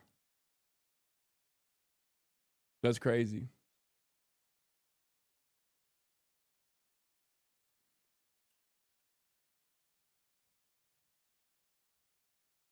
I think the next successful pivot towards full fascism in America is a candidate co-opting the free healthcare, housing, and other socialist principles. Many fascists have done so in the past without mass education and organization. The left will lose that fight.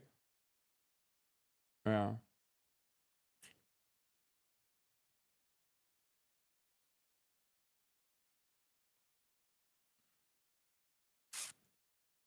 What? Yeah, but what Nick wants to happen is let's be racist against everyone, even the Jews. Unlike you say let's end bigotry against everyone. The lesson they get from that is not to end racism, but let's normalize it for all under free speech. America first flag. Yeah, I know. That's my point. We are on the diametrical opposite worldviews here, which is why it is unimaginably frustrating to see dumbass bitches like David Frum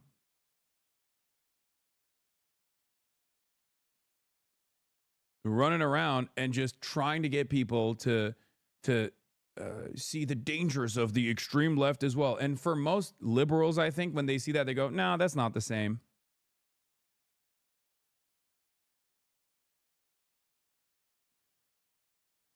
Shloan Rockmuth is a journalist who has decided to obsessively attack a staffer in his 20s because she doesn't like the views of his father. Every time I see a public attack on Buckley, it's a complete lie. And yes, I notice every person with an agenda who unfairly attacks a good guy who does a great job for me. Fuentes called this guy a fat gay race traitor married to, and this is a slur, I think, right?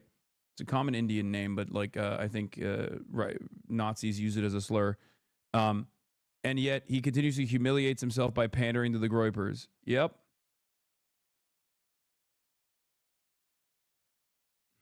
Don't say it. I mean, I said Jeet here earlier because it is a name as well. Like, that's literally a name as well. And that's contextually in that situation, it's actually being used as a slur, so I'm not reading it, but like, come on.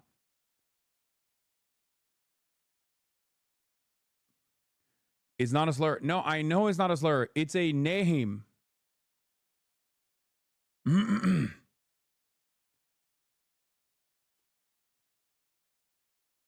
That's not an Indian name. It was made up to sound similar. And I think it's Prajit, right?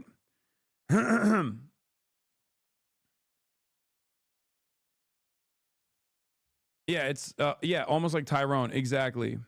Yep. That's exactly what it is. Yeah.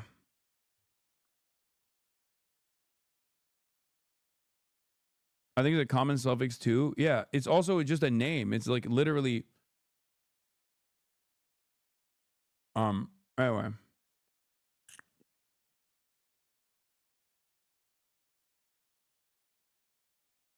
Yeah, Jeet here appears on Majority Report all the time. Yeah,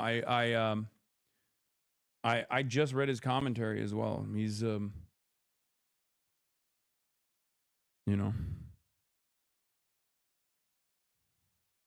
Question to you, and that is, do you see a situation where you and President Trump can make up? And if not, do you think you have a future in the GOP? Well, I certainly hope that we can make up. And there's, you know, again, I can only speak for myself. I'm a Christian, and one of the most important parts of our faith is forgiveness. And Okay, cool. President Trump is doing just about everything in his power to quash a story that just will not go away, the Jeffrey Epstein scandal. And that includes name-calling. Just yesterday, the stunning fallout between him and one of his biggest loyalists intensifies as he attacked MAGA Congresswoman Marjorie Taylor Green as a, quote, traitor amid her push to release the Epstein files. This after using the power of his government to try to change the focus of the story away from him, demanding a Justice Department probe of Democrats' ties to Epstein, something Attorney General Pam Bondi quickly said she would do, despite DOJ's past assessment that there wasn't evidence worth pursuing. But to Trump's dismay, he's about to face the biggest rebuke from his party of his entire second term, when later this week, scores of House Republicans plan to vote to release the case files, all as some newly released Epstein emails show Trump mentioned by name, though the president has not been accused of any criminal wrongdoing. Still, he made clear this weekend he does not want to discuss any of it. We think it's bad to talk about it because it gets away from the subject of how well the Republicans are doing. We have the greatest economy. We have the largest investment ever made in our country's history. We have all of these great things happen. When you talk about the Epstein hoax, what happens is you're not talking about how well we've done. This is a hoax put out by the Democrat, and a couple of few Republicans have gone along with it because they're weak and ineffective. But this is a Democrat hoax to get away from the fact that they just lost the shutdown and they've lost the elections. They've lost the big election, to me, in a record number. All right, we have an excellent panel to break this all down. Let's go. Politico's Dasha Burns, CNN's Jeff Zeleny, CNN's Isaac Dover, and the Washington Post, Mariana Sotomayor. Good morning to you all. Good morning. Nice to see you all. Okay, so when Marjorie Taylor Green first came to Washington in 2021 as an unflinching Trump loyalist, someone who was MAGA through and through, wore a MAGA hat to the State of the Union on the House floor, and now Trump is putting out messages like this over the last several days, calling her a ranting lunatic, saying she's gone far left, she's a disgrace to our Republican Party, she's betrayed the entire Republican Party, she turned left, and then calling her a traitor just yesterday. Okay, first of all, wow. Wow. I was not expecting that. What is he trying to do here? Is it just to send a message to the rest of the party they will not take even an ounce of dissension here? Well, I think the big concern here is Marjorie Taylor Green could be creating a permission structure for other Republicans, other MAGA Republicans, to start to disagree with the president, to buck him on some of these critical issues. I mean, look, Epstein opened the door, right? And it's still one of the biggest concerns for the White House in terms of how these votes are going to go in the House and then in the Senate. But Epstein, followed by some dissension on the president's foreign policy. Now, most recently, the suggestion of a 50-year mortgage. Even Fox News, Newsmax, influencers on the right are against that policy. We are seeing these fractures among the base that is just not something that the White House, especially President Trump himself, is used to. Yeah, and it's, is it just what Trump always does here, which is anytime there's someone who criticizes him, he goes after them, whether it's Liz Cheney or any other. You can go back down the line of Bob Corker, and for many, many years, this has been his MO. Is Shut it up, different chatters. though because it's MTG and who she represents? I mean, I think I'm posting about Rick Scott. I said if Mike Johnson was sincere about tackling Medicaid, Medicare fraud, instead of cynically using that line as a way to gut Medicaid by 800 million, they would offer you the maximum punishment since you engaged in record-breaking Medicare fraud.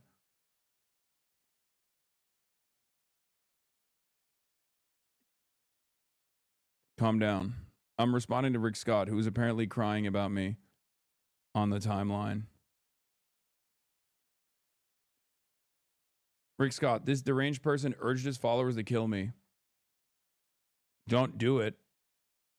Wait, why?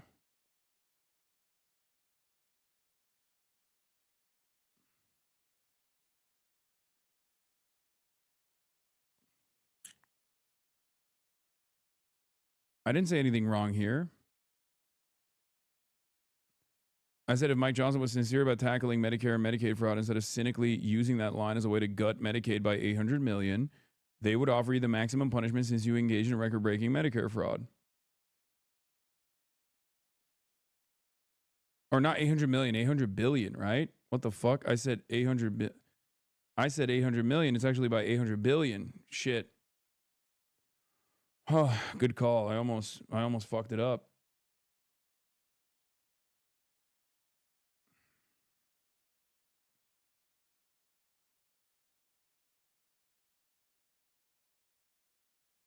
You're not as witty as you think. Don't say a non-specific they. It'll be spun more easily. True. Republicans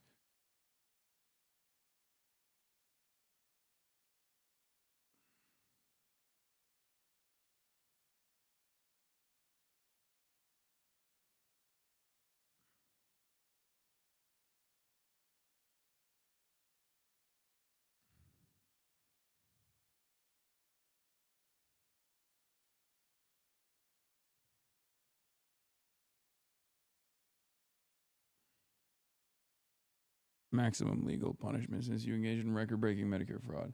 There's no way it's 800 billion. Fact check before posting. No, dummy.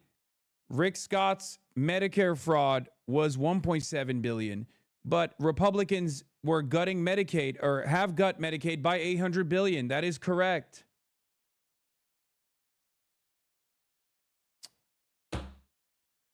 Okay, now you don't fucking know what you are talking about.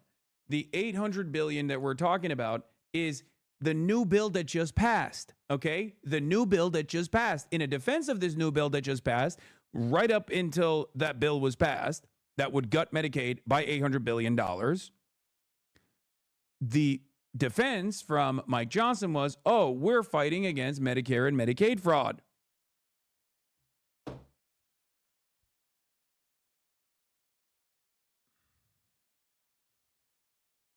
That is the BBB.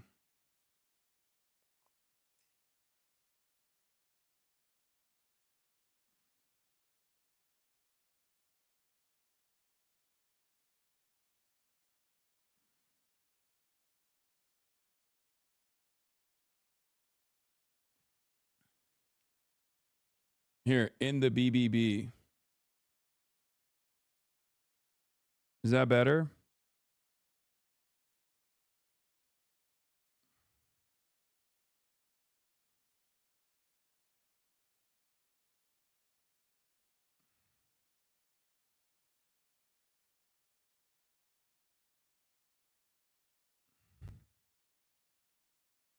It's actually 880 billion. Okay, fucking Christ, here. Actions of the president are similar. I mean, we knew, obviously, as she has been sort of rising in her prominence, going on The View in recent weeks and really going after Speaker Johnson, and then really not backing down at all on the Epstein matter and other things. It's not just that. What I'm sort of struck by in this is her criticism is pretty broad-based. She's talking about affordability.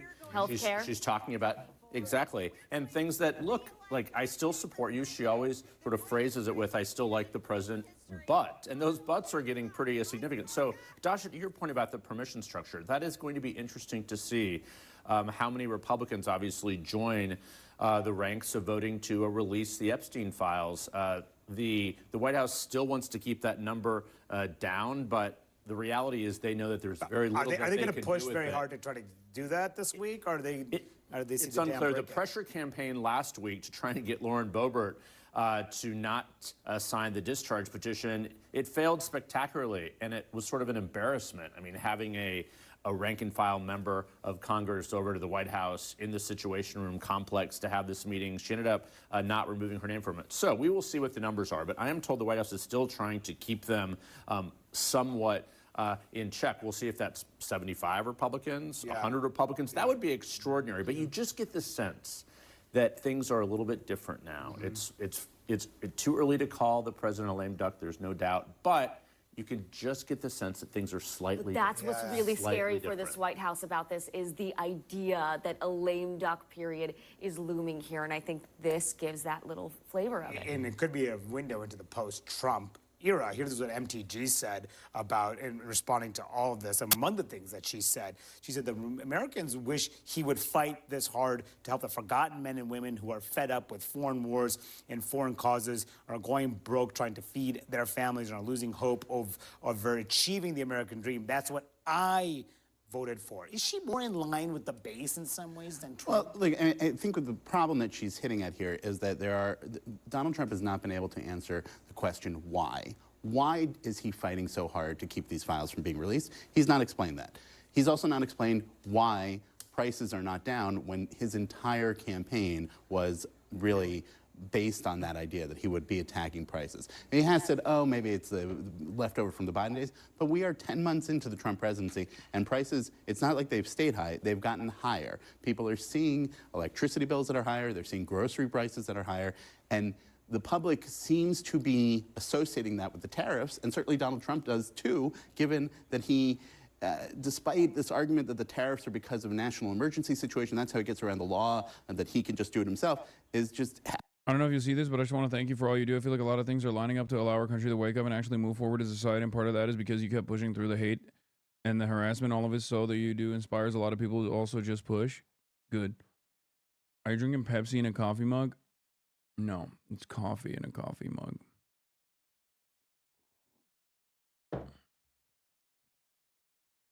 I've had like 18 cups of coffee already. It's not good. Haphazardly lowering them, including on the groceries the last couple of days, just saying we're going to make coffee cheaper. Well, if the tariffs are getting rid of the tariffs of making coffee and other food and meat cheaper, then the tariffs made that food higher, the price is higher.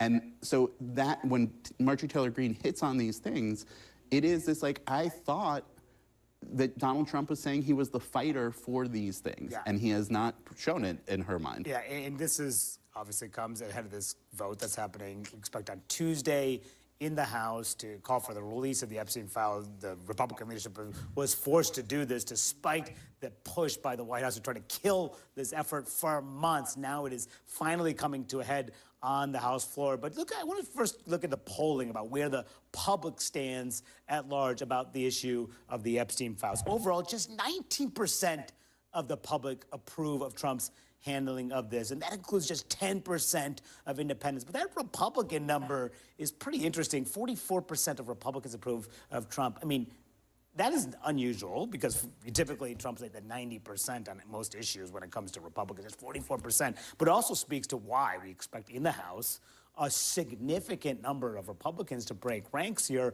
What are you hearing from your reporting in whether they can reach that critical threshold, which is 290, which is a veto-proof majority in the House? What is the likelihood of that? I think it is possible, and the reason why is because the Epstein issue remains the singular issue that we have seen Republicans publicly flip on the president, publicly not attack him necessarily, but want to continue releasing the files. I mean, there are a number of even vulnerable Republicans who say, yeah, I'm going to sign on to this, and even some more hardliners who say that they will do this. However, I think Marjorie Taylor Green has also pointed out that Trump is using her as an example.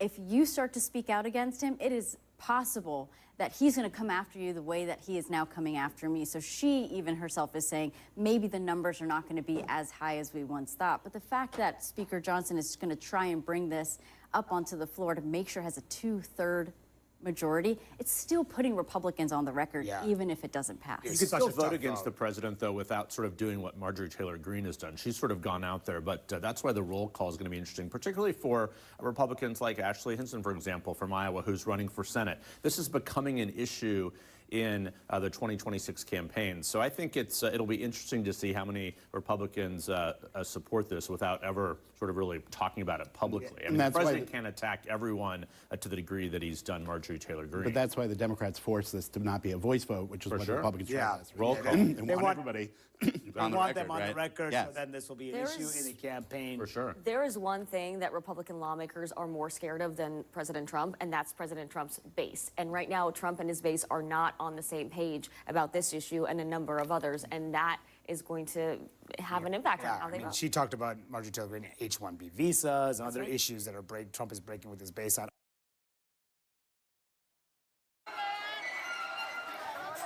That's the beauty of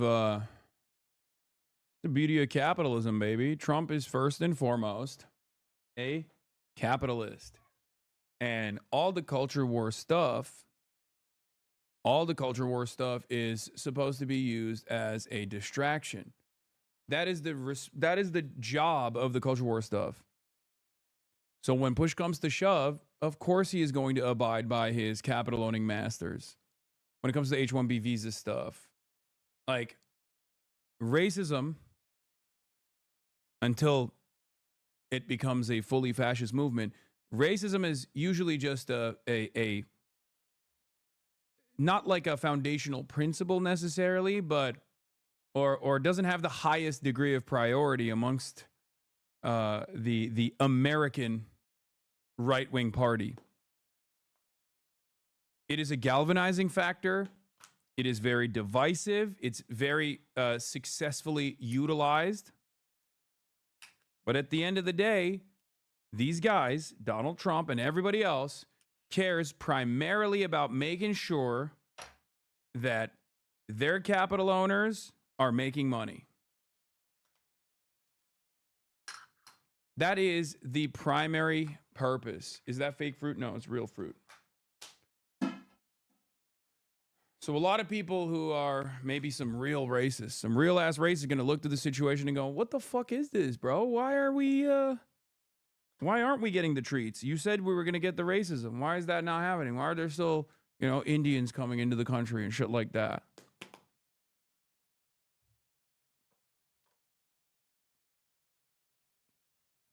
President Trump on the Epstein files. House Republicans should vote to release the files because we have nothing to hide. As I said on Friday night, aboard Air Force One, the fake news media, House Republicans should vote to release the Epstein files. Yeah, Zinwa coffee is my favorite.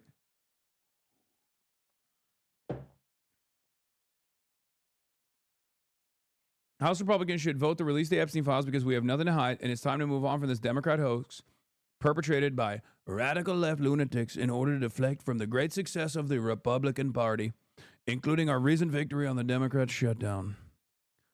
The Department of Justice has already turned over tens of thousands of pages to the public on Epstein and are looking at various Democrat operatives, Bill Clinton, Reid Hoffman, Larry Summers, etc., and their relationship to Epstein, and the House Oversight Committee can have whatever they are legally entitled to. I don't care.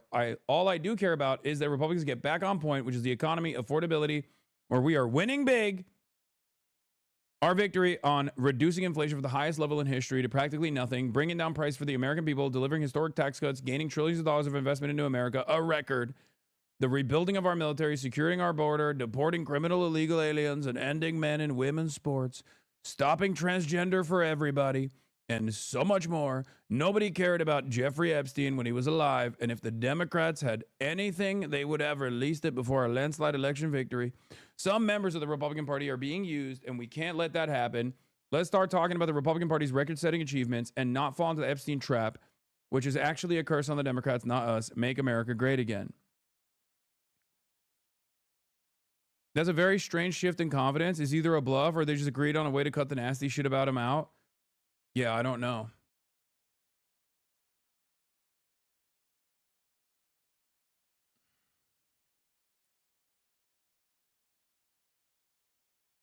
I don't know. Maybe they on background were able to find a way to cut this shit. Anyway, we're going to talk about the Gen Z protests, which aren't necessarily led by the Gen Z. Gen Z protests in Mexico demand justice for murdered mayor. So, as you guys might know, we are big fans of the Morena Party and Claudia Sheinbaum, who is an incredibly popular leader in Mexico, like actually unimaginably popular. And yet,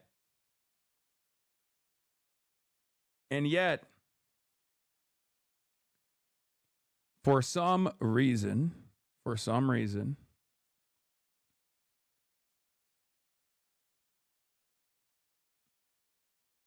even though she has like 80% approval, at a time when the Trump administration is actively trying to present an argument as to why they must militarily dominate South America and North America, but just specifically every country in the every country beyond the southern border of the United States of America, right?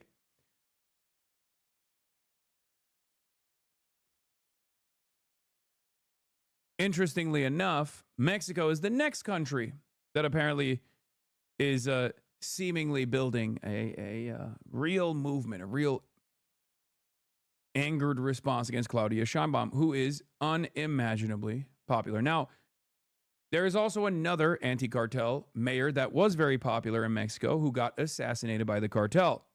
This created real anger and real resentment. Okay?